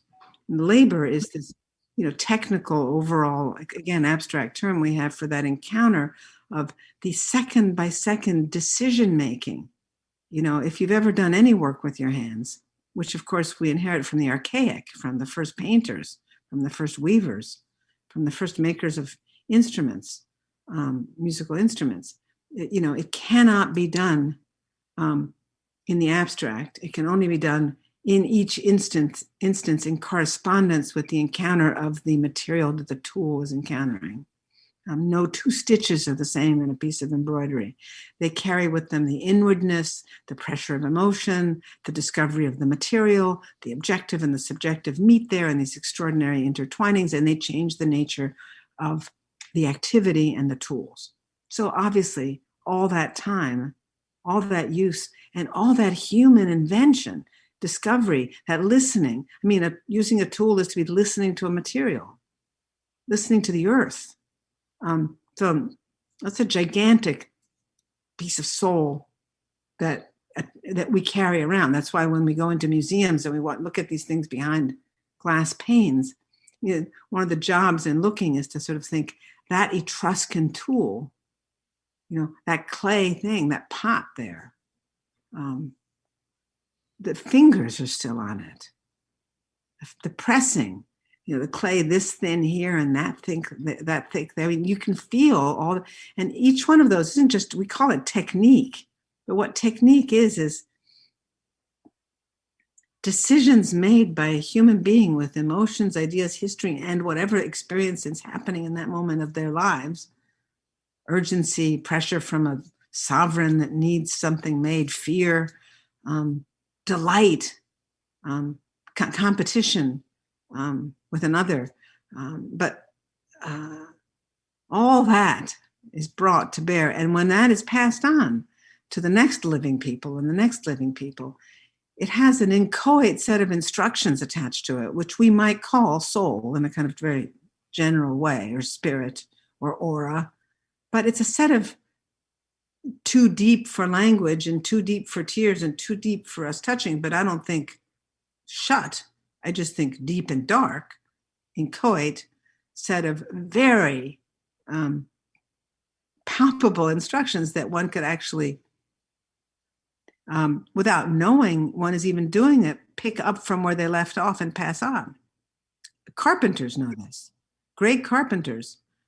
Go look at you could go with a great carpenter to look at work made in the 16th, 17th, 18th, 19th century out of different kinds of wood and what they see, what they know. I mean, I grew up in a culture in Italy where, just making olive oil, the kind of knowledge you have to figure out how to trim trees so that the crop will come in different seasons, trees that live to be 300-400 years old, 1,000 years old. So, I mean, that's one kind of soul. The ability to experience that requires now a different use of the word soul, which is you need to open up your instrument and feel that it is worthwhile giving your only human time, the allotted minutes of your day and life and limited mortal coil. It's worth attending to this inchoate instruction, initiation that's coming at you from these objects. Now, poems, songs, music, paintings on cave walls, frescoes, paintings on canvas, they are all there. What we disparage museums.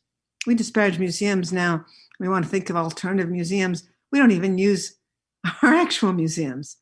We don't even look at anything that's in them. We walk through them talking to our friends and looking at our cell phones.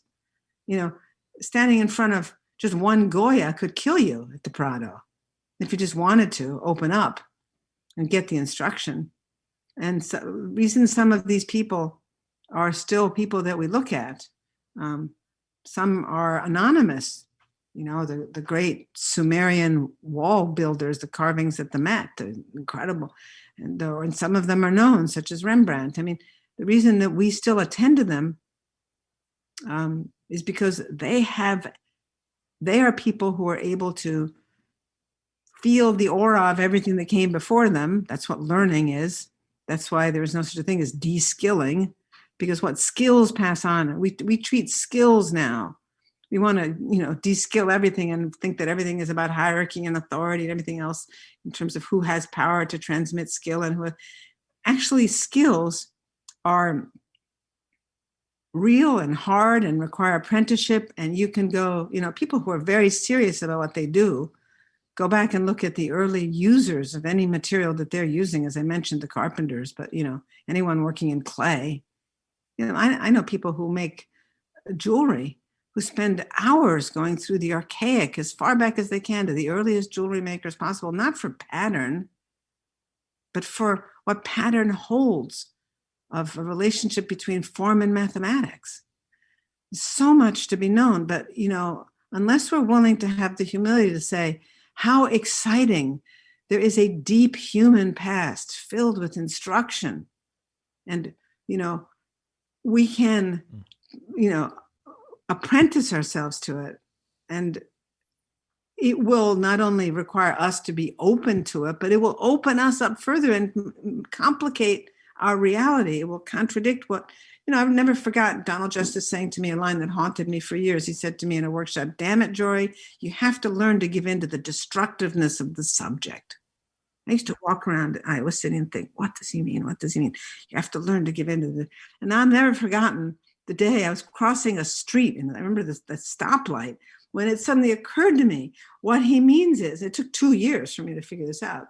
What he means is that the subject, the clay, the occasion of the poem, the musical instrument, it will destroy any a priori intentions you have, your will has, for how to use it and what to get from it going into it. What are ideals of form for except to get us into legitimate danger that we may be legitimately rescued? The subject will destroy your intentions and it will use you to manifest its reality. I mean, my feeling is writing poetry is learning how to get out of the way of the poem that's trying to use you to get itself written. And usually that poem will have some lasting power, and it will have deep roots in the archaic somewhere. You have to cast an eye on the ancestors and be willing for them to appear. Students often say to me, "How come like myths and all these things that I never intended, all stuff I never intended to say, are suddenly appearing in my poem, and you see it there, but I think you're just seeing it there." And it's like, and that's back to your collective emotive, because we have this river underneath us where we carry this, if we're open to it. And what the tools are, what the skills are just simply implements for opening us up to, we think of them as techne, in other words, stuff you can acquire. We hope to have chips in us that we can download all this knowledge and capacity and information and skill into us so that we don't have to apprentice ourselves to it. But the apprenticeship isn't in order to get the goods of how to do it. The apprenticeship is an apprenticeship into how to open up so you can hear the inchoate other thing that the technique is trying to talk to you about. And that is the nature of matter, the mystery of matter, the mystery of the earth, the mystery of, think of of how long humans have been finding crystals and minerals in the earth and then learning how to recognize them, how to cut them, how to find the vein in them, where to polish. It's an unknowable mystery, and they're touching the core of the earth. You look at, that's why, Yeats says their ancient glittering eyes are gay. They know that they're touching the soul, if we want to use Alice's word, the soul of the thing. But there's destruction in that too. You have to create a future, you have to take everything that the past has made and then add something to it, which sometimes means contradicting it.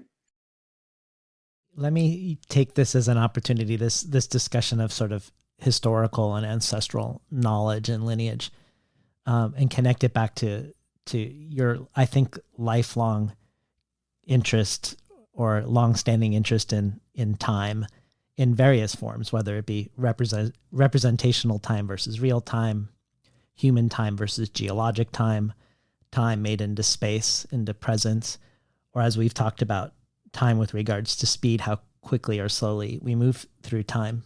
But it just seemed like a good opportunity to also place myself in relationship to you in time in regarding artistic lineage, since you're talking about it.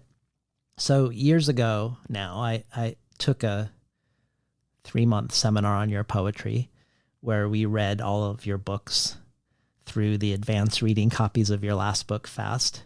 We even looked at your MFA thesis at Iowa, where Donald Justice was your advisor.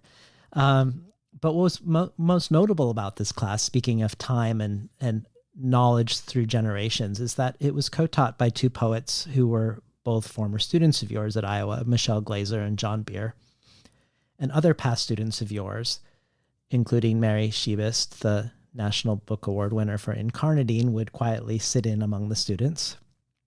And the course culminated with Glazer and Beer assembling a panel of former students of yours to discuss the experience of studying under you.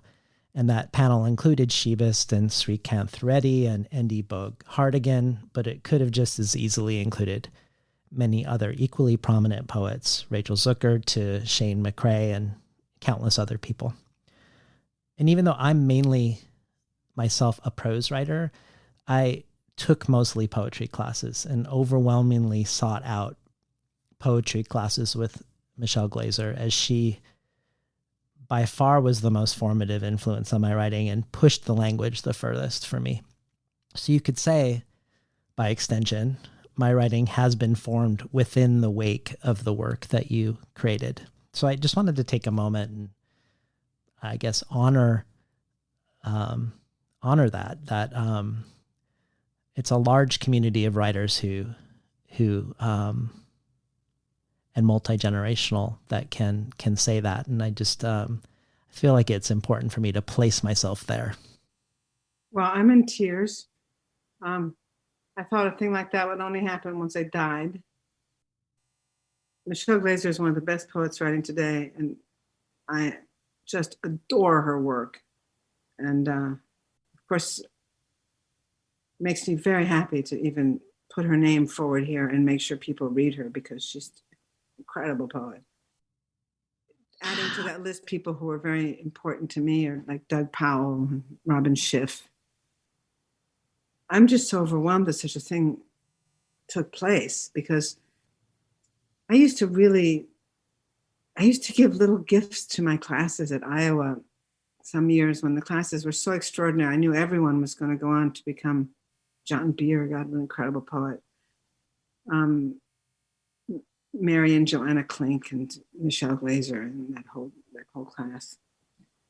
But I used to give them little objects at the end of class. For example, one year I found tiny little wood shoe lasts. So they just looked like tiny little wooden shoes. And I gave them to everybody, and I said, over the years, when you meet up, with each other, make sure you have this, your token. And creating communities was really important to me. I just felt like if I had the right group of people in a room, they would go on to write for each other. And if you write for each other, if you write in a community, it's very different than writing just in general for the ancestors, or in general for a future, or in general, God forbid, for an audience that a publisher suggests or summons to mind. But I don't even know what your questions. I'm so I don't have a question. I have questions, actually. I'm going to ask you some questions. Moving. It's so moving to me, because those people, The one thing I should say is that, when I read admissions at Iowa, and we read, all the faculty read all the admissions, and we spent months doing it, and we didn't delegate it. And the day before, we'd have our famous admissions meeting, which, and usually took a whole day or 2 days, and where we narrowed, maybe 900, 1,000 applications down to 50 to pick 25 for 20. I would go in the night before and go through the boxes, and everyone was ranked between 1 and 10 on the front, and then lots of comments written and everything else. And I hate to reveal this, but we really didn't pay any attention to letters of recommendation.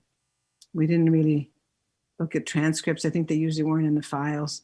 We just read the poems, and I'd be reading with like 3 other great poets, and everybody's comments were on the front, and things were ranked between 1 and 10. And the people who had 4 9s, they would get, they were getting in, and they often didn't go on to be any of the voices that you're talking about or that we read.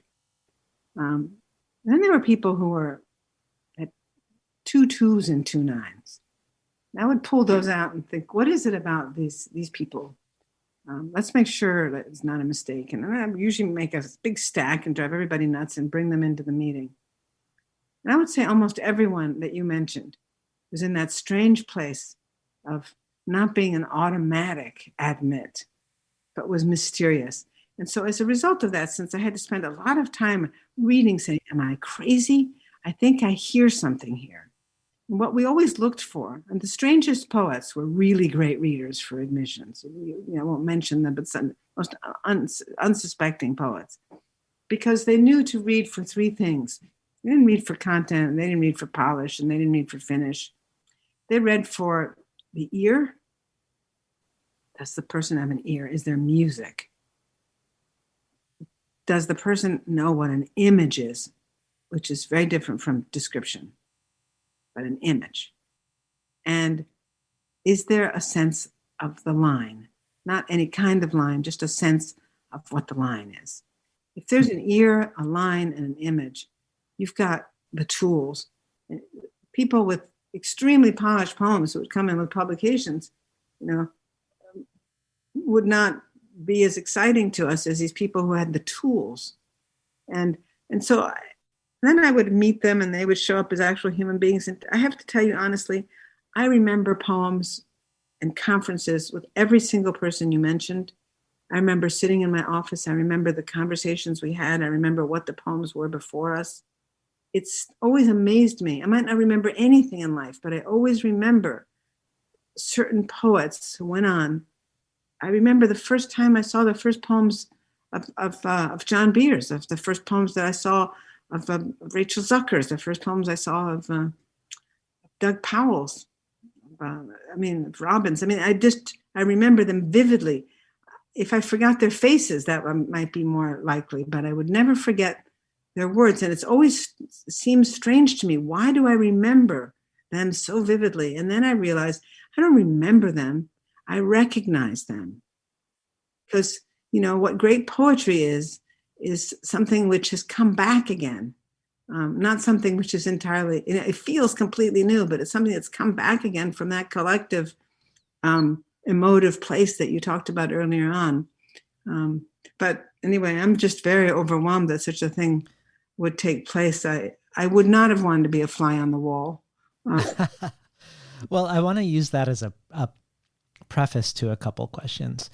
So as part of my preparation more recently for today, I reread the 3 books that precede Runaway before reading Runaway for the first time, but also decided to listen to some really early readings of yours from the 80s and discovered by chance that some of them you were reading while you were pregnant with Emily, and reading poems like Mirror Prayer that were addressed to her in utero. So now we have Runaway dedicated to your granddaughter, Sam.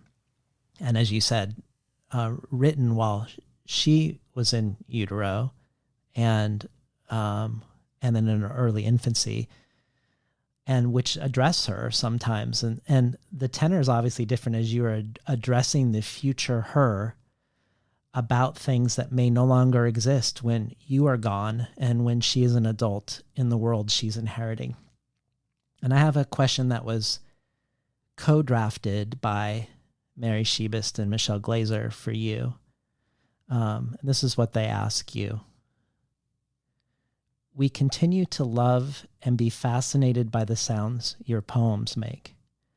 Reading them on the page, we've talked about how we hear them in the distinct tenor of your spoken voice, which feels especially intensified in the addresses to Sam.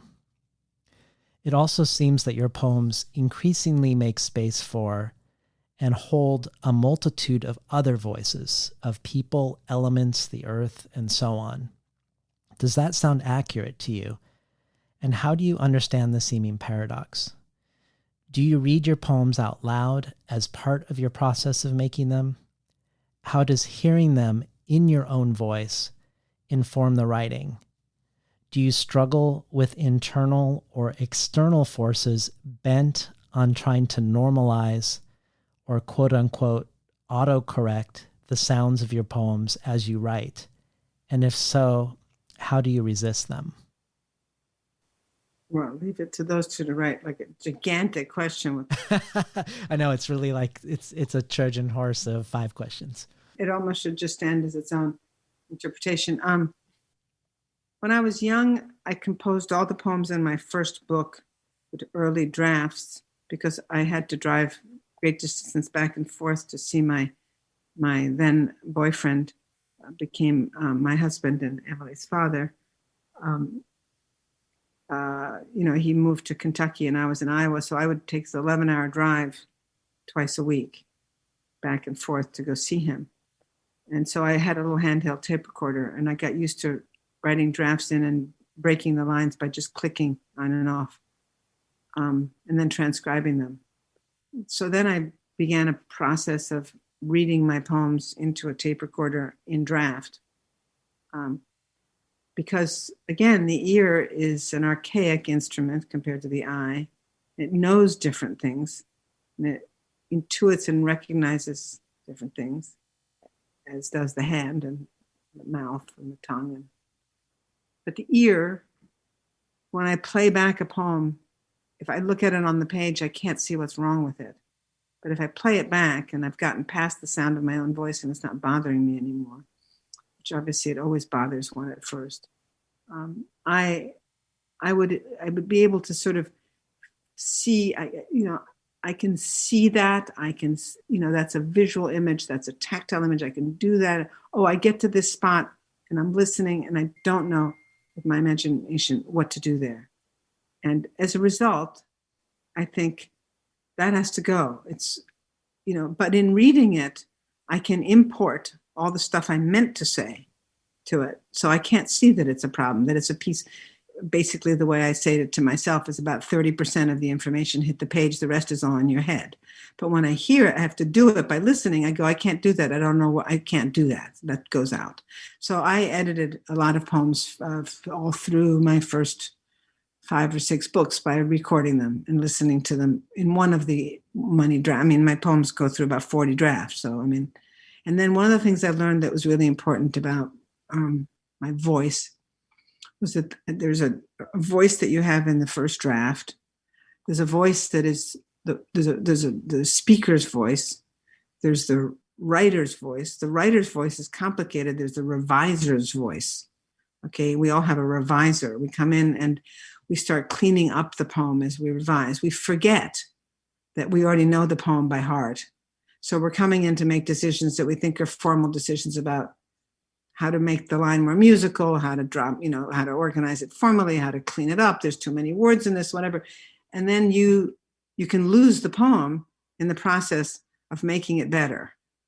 Because what you're losing is some aspect of the voice that you don't recognize. So when I was no longer listening to them, what I would do is lay out all the drafts, in front of me.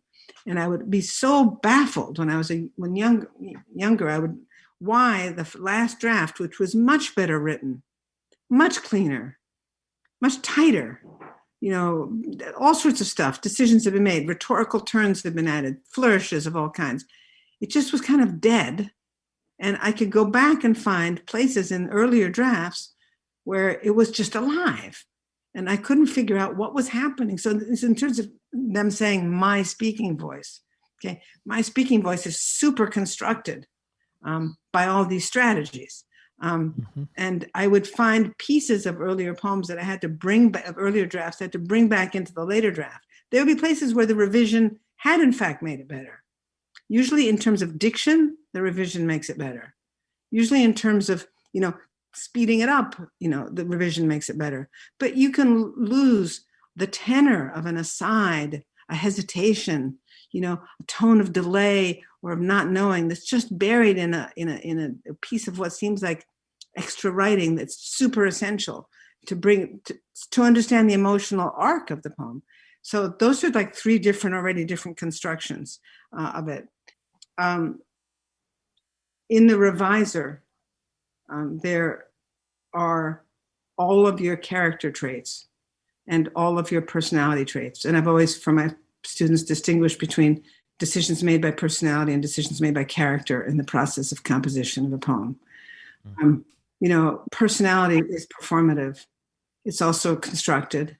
And you have a certain voice that attaches to the way, personality of the Eliot's talks about three major voices, but there are probably more voices, but there's certainly the voice which wants to explain, be understood, be agreed with, that tone, that voice. And then there's the voice that which involves ethical traits, which involves character, like, is going to self-confront, it involves things like bravery, the willingness to be wrong. So, those are things you have to recognize. And as you revise, you can say, well, this is the point in the poem where I got to sort of the hot spot where I was about to reveal something. And I have to learn to see that I avoided it by doing this flourish over here, or by doing this sort of, wonderful evasive tactic of, going off into memory or into generalization or making a statement that sounds really interesting and smart. But actually right above it was a place where I was going to be emotionally admitting to something, which is, I guess, that's where I put the brakes on, because that's a hot spot. And want to get off that freeway and get onto the nice side roads here. So to go back and figure out that voice is the one you should listen to in the poem. They all sound like your voice. But at any rate, in revision, the construction of your voice, you have to learn. And also, I'm very aware of when I undertake those exercises, as you mentioned, especially in the last 4 books, it seemed incredibly important to me, which involve it's kind of a suspension of a certain kind of imagination and a suspension of a certain kind of knowledge in order to try to fathom what the voice of, say, in that piece of deep water trawling I was reading earlier on, what the voice of the sea floor might say, which is asyntactical and which, breaks down logic. Obviously, it's an illusion. It's still me. I'm not under the illusion that I've captured the voice of something not human, but the attempt to reach out and to get past the voice laden with personality and character, and also laden with all of its memory of all the poetry it's read, of the music that it knows by heart, of the echoes of others. I'm remembering the thing that I was talking about was sometimes I would have these endings, and I would think, for a long time in my early work, I just like to nail that ending. And it's really like a landing for a gymnast. You just know when you get it. And, people used to refer to it as the sort of unbearable epiphanic ending, but it wasn't always of the 70s, but in 80s, but it wasn't epiphanic. It just was an ending. And when I started struggling with the ending and trying to figure out what if the poem stopped instead of ending? What if it could go no further? What if you could write the poem where you get to the place where there really is nowhere else you can turn? And that's where you stop, which usually meant, again, it's all an illusion. It's a constructed thing. It's a piece of art. But it meant cutting back to a place beyond which I had written basically things that were self-soothing, because they were going to arrive at a kind of closure that made me feel like the world was controllable. So I opened the poem up in terms of endings to a place where the world remained at its most uncontrollable place. Then I learned, to do what I always suggested to my students that they do, and try to figure out if the poem actually began much later than I thought it began. Whether there was a first line buried somewhere in the poem that I would bring to the top and think, what if the poem began here? Complete. So what I talked about earlier, breaking the silence. You break the silence with something which is equal to the silence, and has enough to break, out of your personal life into this gigantic element, oceanic, ancient, archaic, that will outlive us all, that precedes us all, which is the silence. It is an enormous, like it's the skin of eternity. It's the thing to be most respected. What drives me nuts is how people just tend to treat it like paper. But to break that silence, I've started so many poems with words that just the silence should really be washing over them and just shutting them up. And there are places where I knew, oh, this here, I can cut. This is the first cut. I can cut into the silence with this. And then the question is, since a poem is kind of written from behind, having taken this first move, what would I really do having just done what I did? That's what the next move is. Not what do I want to say, what do I want to keep going on about, but having just said this, if I'm really in this predicament, if I'm really struggling here, or in extreme joy here, or in surprise here, and whatever, would I really say this next thing? Would I really do this next? Or would I turn here? Is the turn an avoidance, or is the turn forcing myself deeper into it? So all of those activities are all things that your voice is the thread in your needle, okay? You're carrying it along, but it's just a thread in your needle. You've got a needle. The needle is not your voice. The needle is something animal-like and soul-like simultaneously, that is desperate for initiation, for undertaking the quest, because it needs it, not to get a poem, not to get something that you've made many of before, but because it's an experience that you intuit is at the other side of this, that if you can get that needle through, you will actually figure out what's there that you didn't know was there. So voice carries you. And then when I was reading those wonderful quotes about the sentence before, and about the way you linger in the sentence, I mean, if my tools are the fragment, the line, and the sentence. The sentence has vertical energy, in that the sentence is usually, unless those dramatic moments where a sentence and a line correspond, but otherwise a sentence overrides one line, two lines, often more. And a sentence moves vertically down the page, because when you start a sentence, as here, when I begin to say this to you, what we are both listening for is where the sentence is going to ultimately, in spite of parenthetical statements and in spite of other asides I might make, remembering that Emily just called me, remembering that we've been going on for a long time, all of that suspended in everything that I'm saying is the feeling of the ending, period. So that suspension is a huge magnetic force through the poem, the sentence.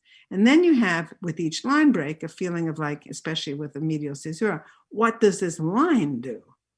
That's horizontal energy. So you have this vertical energy of the sentence pulling down, hovering and reaching for its ending, waiting and being heard always in relation to the imagined and positive ending. And then you have the hovering, lifting, staying in its own time line.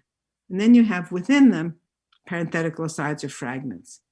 And that's like a warp and woof. That's a really exciting piece of texture to work with. But all of that alters your voice every time you use it. So I'm glad to know that people who knew my daughter as an infant feel that it's my personal voice. I guess some of it must be.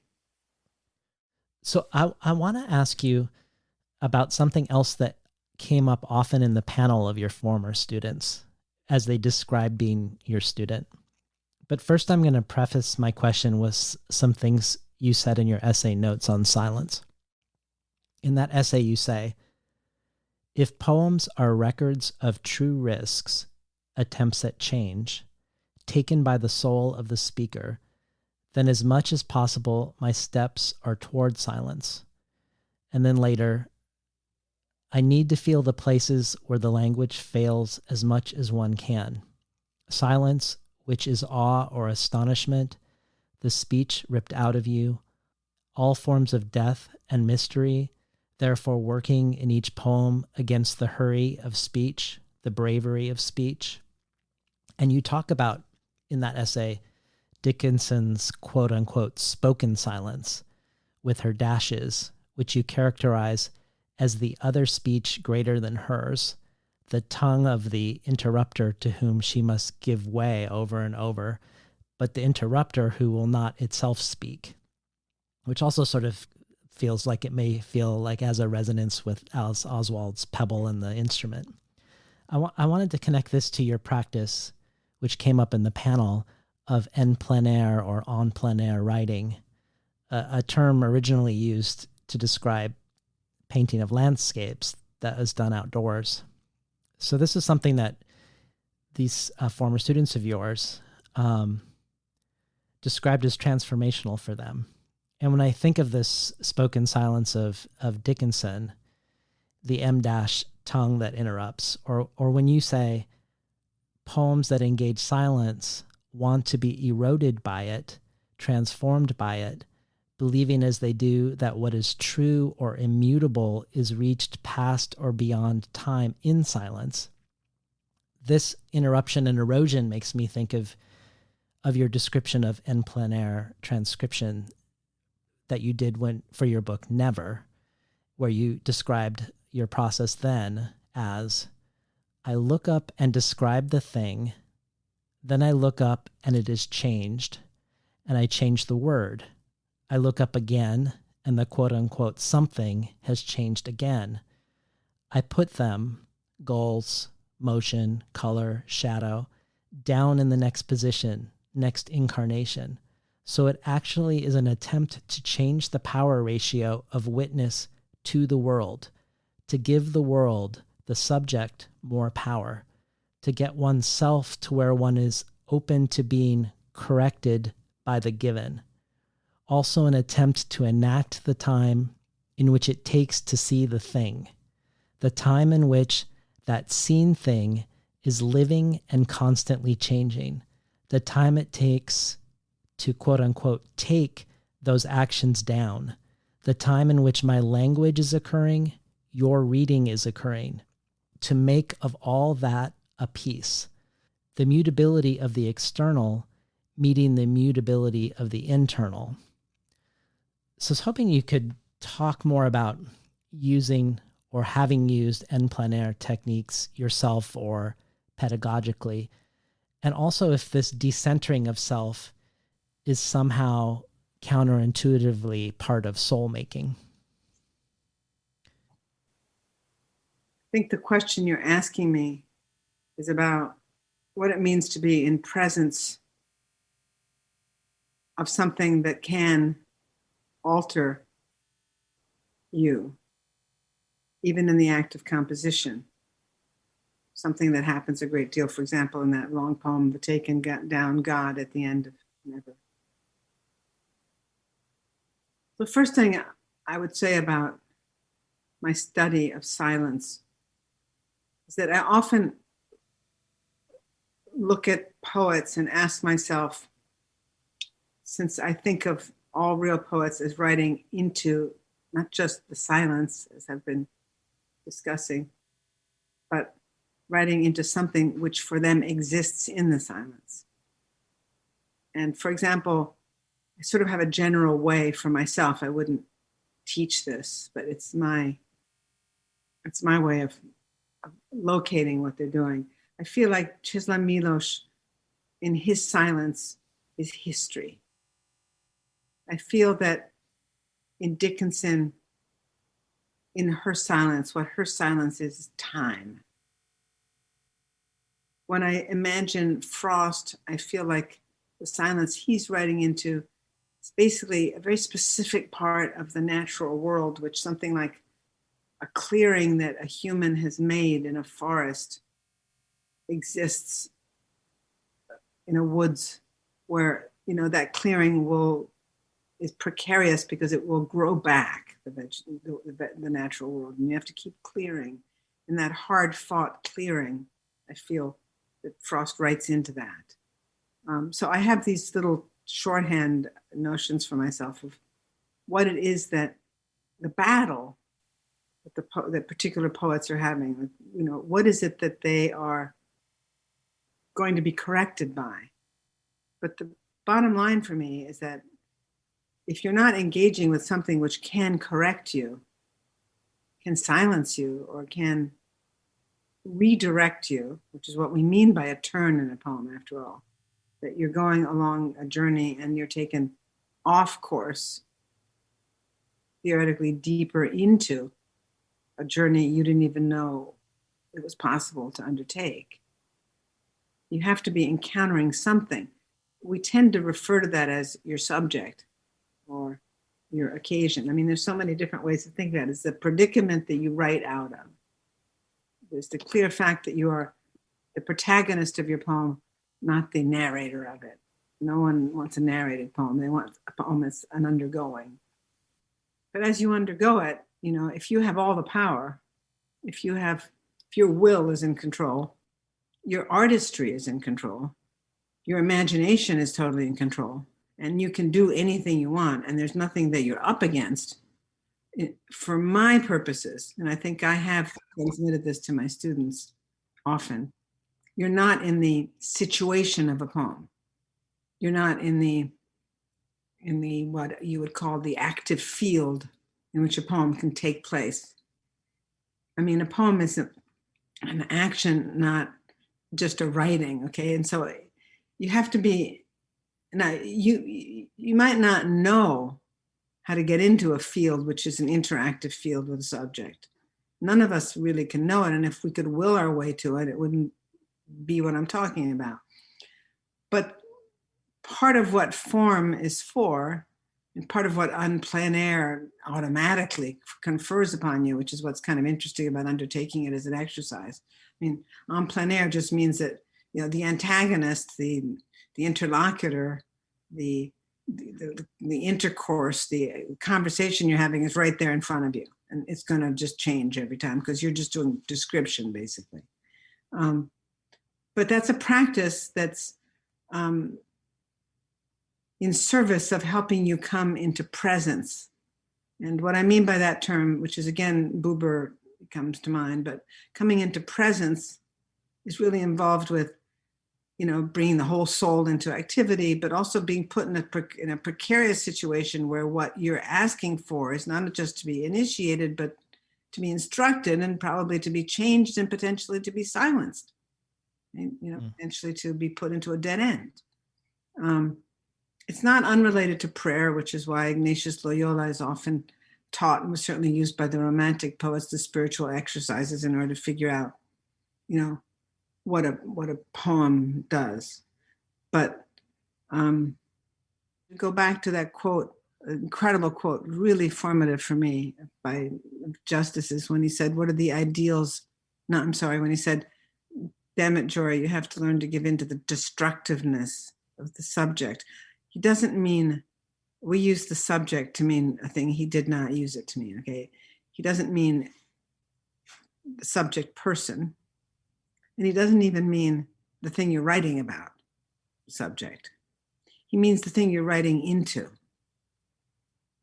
And learning how to figure out that there's something you're writing into, that what you're writing about is the tool you have in order to undertake a writing into. And when you can get that tool headed so it's heading into a mystery, and that you can get yourself, luckily, sometimes you can get yourself into conversation with that mystery, which will take you off course, which will take you in a direction you don't intend to go, which will force you to confront yourself. You also have a chance of encountering other things along the way. Yourself, the zeitgeist of your moment. But it really seems important to me. I often say to my students, little phrases I use: a poem isn't what you feel, it's how you feel about what you feel.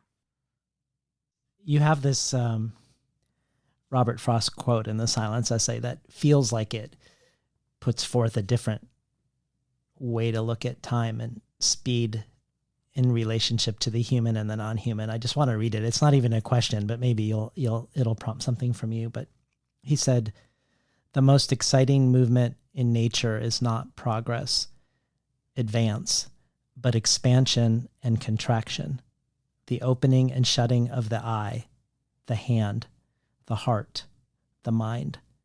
We throw our arms wide with a gesture of religion to the universe. We close them around a person. We explore and adventure for a while, and then we draw in to consolidate our gains. The breathless swing is between subject matter and form." I love him so much. That's incredible.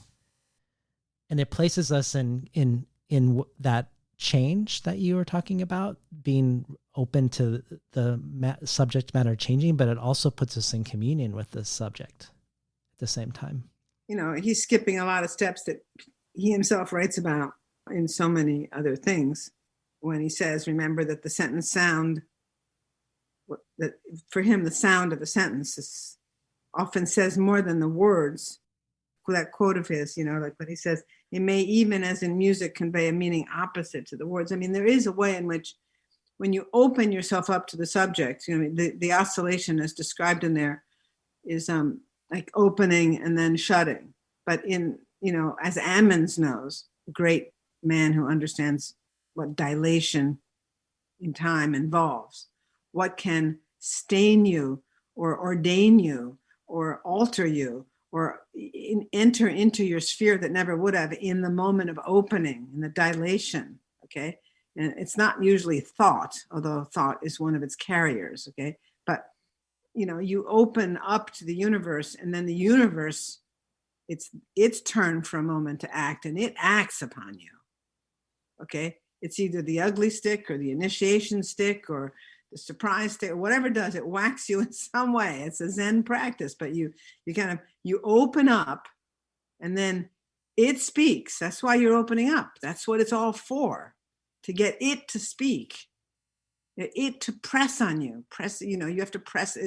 Those are all Stevens's terms about pressing back against it. It presses against you. That's what reality is. Okay, you want to get to the point of where it acts upon you, and as a result of that action, you are changed and able to then close back up in, say, embrace, to use one of the images there. But it's not like if you could automatically open, that's why the eye is not the best, those natural processes make it seem like it's just a two-part motion. It's a three-part motion. It's you open up, you are, you're not Saint Teresa, but you're something happens to you as a result of the opening. You hear, you see, you intuit, you remember, you're broken, something happens, you see, and then the person who closes again. Actually the eye isn't bad, because the truth is, now that I'm feeling my eye as I talk to you, as I'm listening to that quote, I feel like every time I open my eye, before I blink, every time I open my eye, I'm one person, and then when I close it, I'm obviously another person, because time has just passed there and something yet more has been added to the store of my experience, which changes me however microscopically at that instant. And when I open it again, I'm a new person opening the eye. I mean, these are, we're working in such minute discriminations here that people could think we were mad. But the truth is that, this casually stated, you can't step into the same river twice. It's like, really, you could spend a lifetime just thinking about that, and you could certainly live by it. You can't open your eye here, to follow that.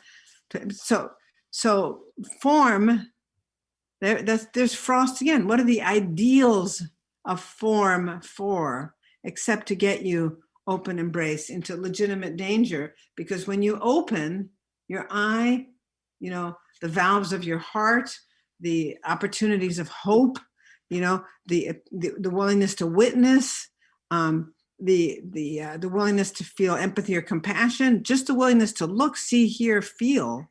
Okay, when you open up and open up to the opportunities of compassion, the opportunities of witness, okay, you are asking for danger. Okay, that's why he says legitimate danger, because some danger is initiatory, empathy, compassion, witness, the idea of being taken off your journey. And some danger is just provisional and narcissistic and indulgent. You can put yourself into, so what he means by, that's why he has that strange word, legitimate danger. And one has to really ponder that. And if one ponders that, one then hears the second part of the phrase, that one may be legitimately rescued, as if not all forms of engagement with the danger of just simply being alive. I mean, to be present, to come into presence, to become open, to open your soul, to do all the things that we've been talking about, to be willing to feel, to have empathy, compassion, but also to use your imagination, to witness atrocity, to take on board the suffering of another, to look at the beauty of something, which is terrifying, as Rilke reminds us. The complexity of that engagement. I mean, danger isn't necessarily negative. Some of it is epiphanic. Some of it is, soul altering and soul shattering, because it's such an astonishing, sublime. But none of these experiences leave you unshaken and the same. And that's the idea of rescue in Frost, for such a poet who's not overtly religious. It's such a religious phrasing. Legitimate danger, they may be legitimately rescued. I mean, he doesn't use the word saved, but yes. What is it to be rescued, and why do we need rescue? And I mean, it's one of the big questions that all poets, I think, ask themselves at a certain point. Why am I doing this? Why am I writing prose fiction, or why am I making any kind of art? It's clearly because you see who I am, as Randall Jarrell says. You know what I was. Change me. Well, as we come near an end, I want to read just another really brief quote of yours and then ask you a question about the beginning. Even en plein air composition used by Impressionist painters partakes of the same desire to transform the act of representation into an act of presentation. It forces the poem closer to being an action, further from being the report of an action. It puts the poet in a position of greater accountability, unpredictability, of being the protagonist of the poem more than the narrator of it. You have to be absolutely incarnate, in mortal time, in a condition which is literally mortal. Representation is a position from which you might, quote unquote, know you are mortal, but you are not in the crush of actual minutes that are taking, as they pass through you or you through them, your future minutes from you. So thinking about being mortal versus knowing one is mortal, could you speak a little bit about the Tennyson quote from Tithonus at the beginning? We are so late in the history of our kind, and so late in the history of making, and so late in the history of our mistakes, our misunderstandings. And, to be really clear, our mistakes and our misunderstandings, our misreadings, our violence rise out of the exact same place in us as what is wondrous in us.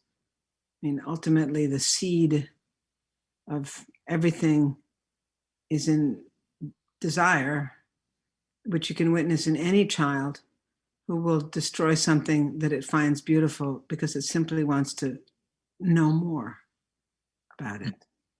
So, the very simple act of watching any infant rip, or any child rip a flower's head off in order to see it, to love it, to covet it, to admire it, and watch its dismay as the thing ceases to be the thing it loved and admired because it has suddenly destroyed it.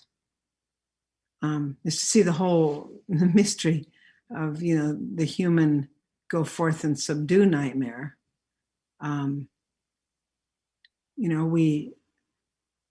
We always are complicatedly in conversation with these days with the personalities, character traits of our great artists, inventors, whatever.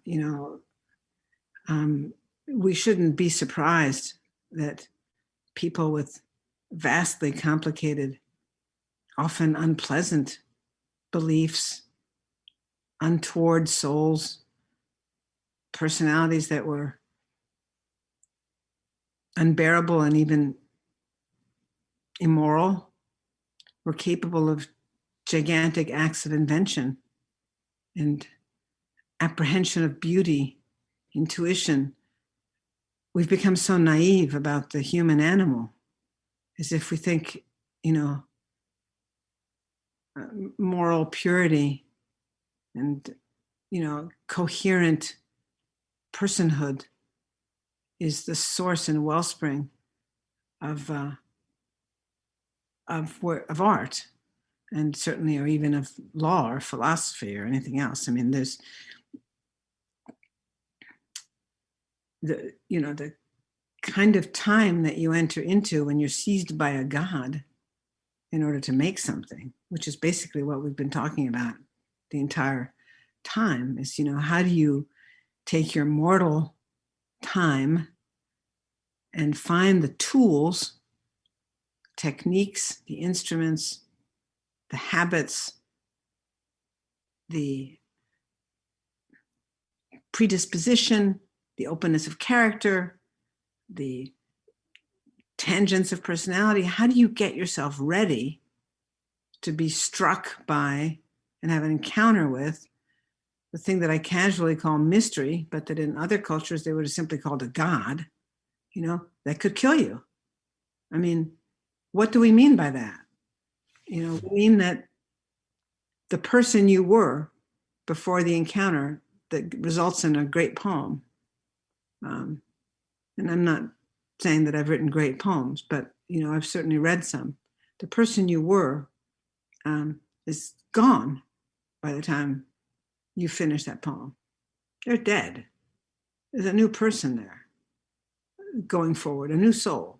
You could say it's a new layer. You can say it's you've deepened. We use all these other terms for it. But in the archaic, they had a feeling that, it was deadly. The God came and, I was to think about Alice Oswald's use of the tool, you have to go back and think about, where did the lyre come from? It's much more violent. He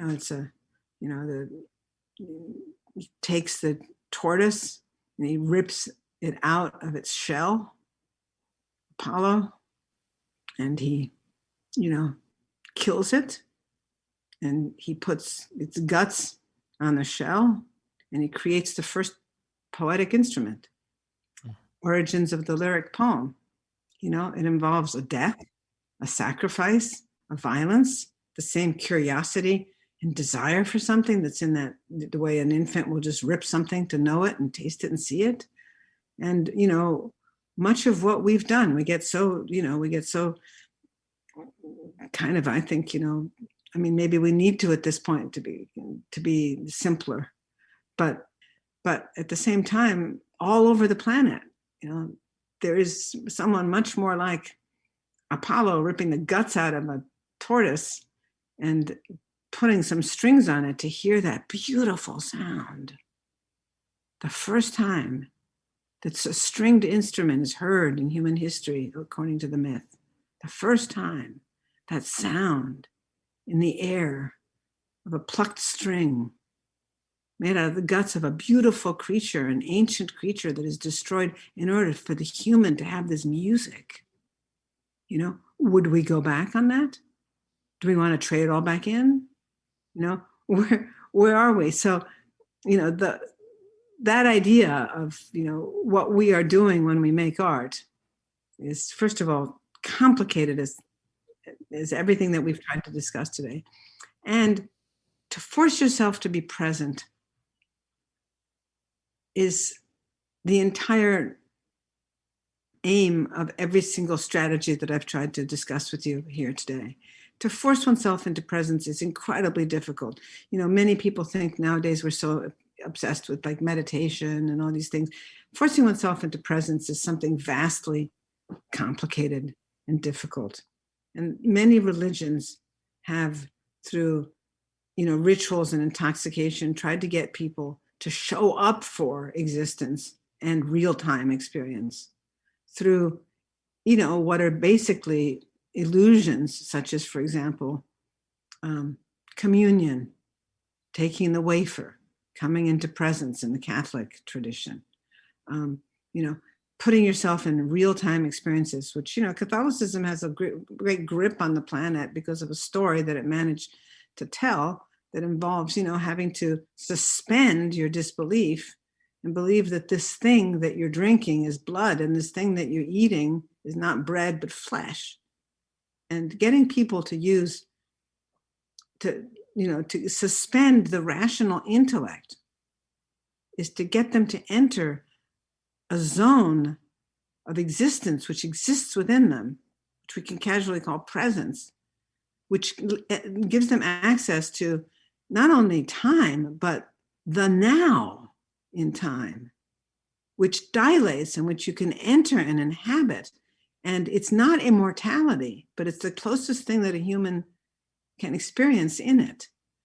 And representation, which is, the Protestant revision of this particular activity, I often think about the simple difference of being told that this in a Protestant, one of the Protestant religions where you do have communion, being told that this cracker or this piece of bread stands for the body of Christ, as opposed to the other tradition being told it is.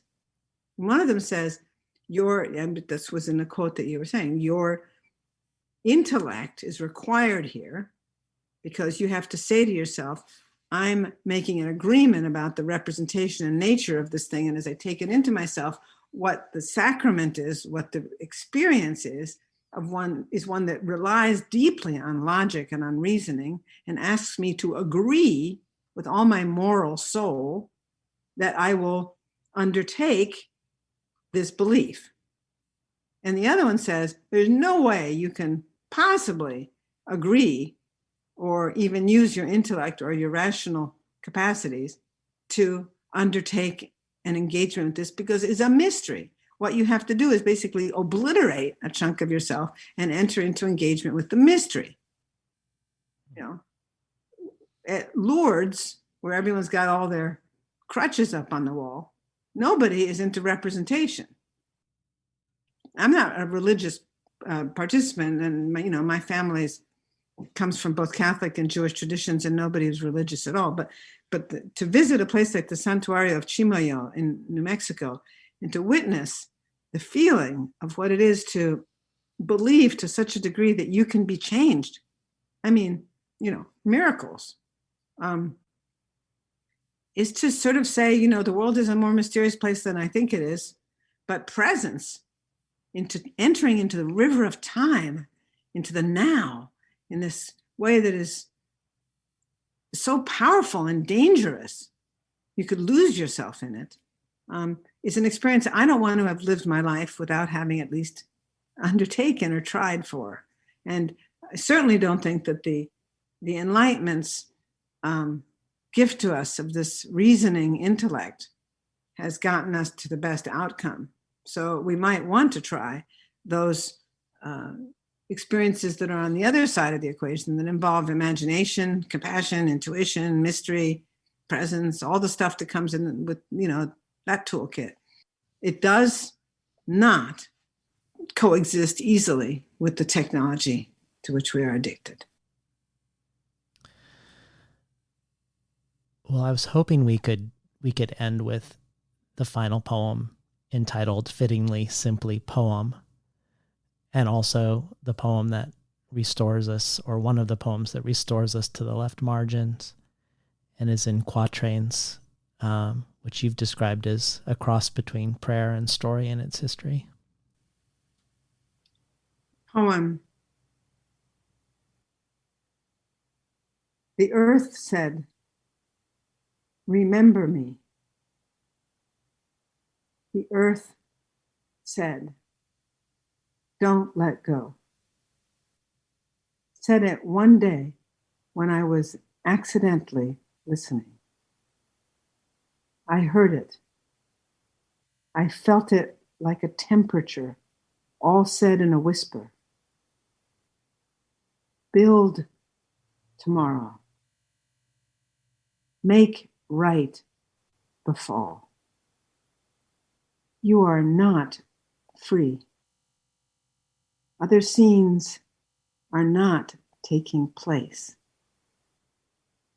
Time is not filled. Time is not late. There is a thing the emptiness needs, as you need emptiness. It shrinks from light again and again, although all things are present.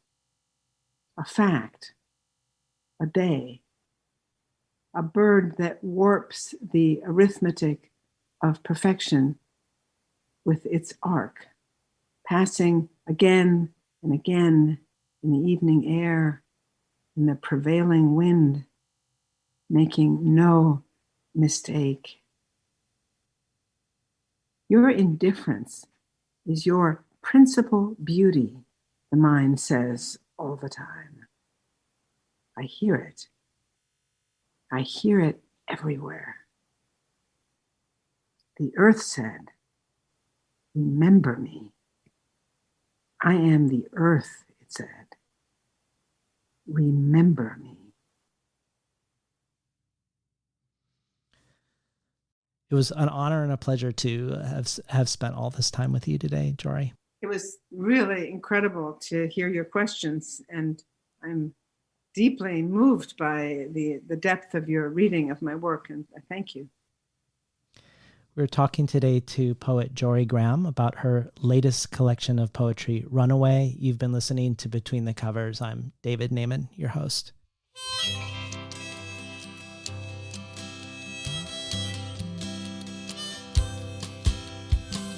Today's program was not recorded at the studios of KBOO, but at the volunteer-powered, non-commercial, listener-sponsored, full-strength makeshift home office of me, David Naiman. You can find more of Jorie Graham at joriegraham.com.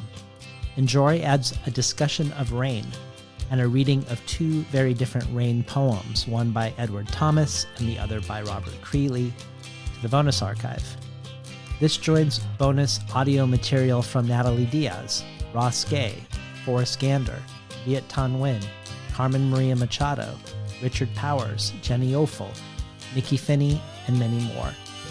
You can find out more about subscribing to the bonus audio and the other potential benefits of becoming a listener supporter at patreon.com/betweenthecovers. Or, if you prefer a one-time donation, you can do so by PayPal at tinhouse.com/support. I'd like to thank the Tin House team, Elizabeth DeMeo, Elisa Ogie, Spencer Ruchti, the book division, Jacob Valla in the art department, Yashwina Cantor in publicity, and Lance Cleland, the director of the summer and winter Tin House Writers Workshops. Finally, I'd like to thank Imre Lodbrog and Barbara Browning for creating the outro. Their album, Imre Lodbrog e Sapatita Mi, can be found on iTunes, Barbara Browning's trove of ukulele covers can be found at soundcloud.com/Barbara Browning.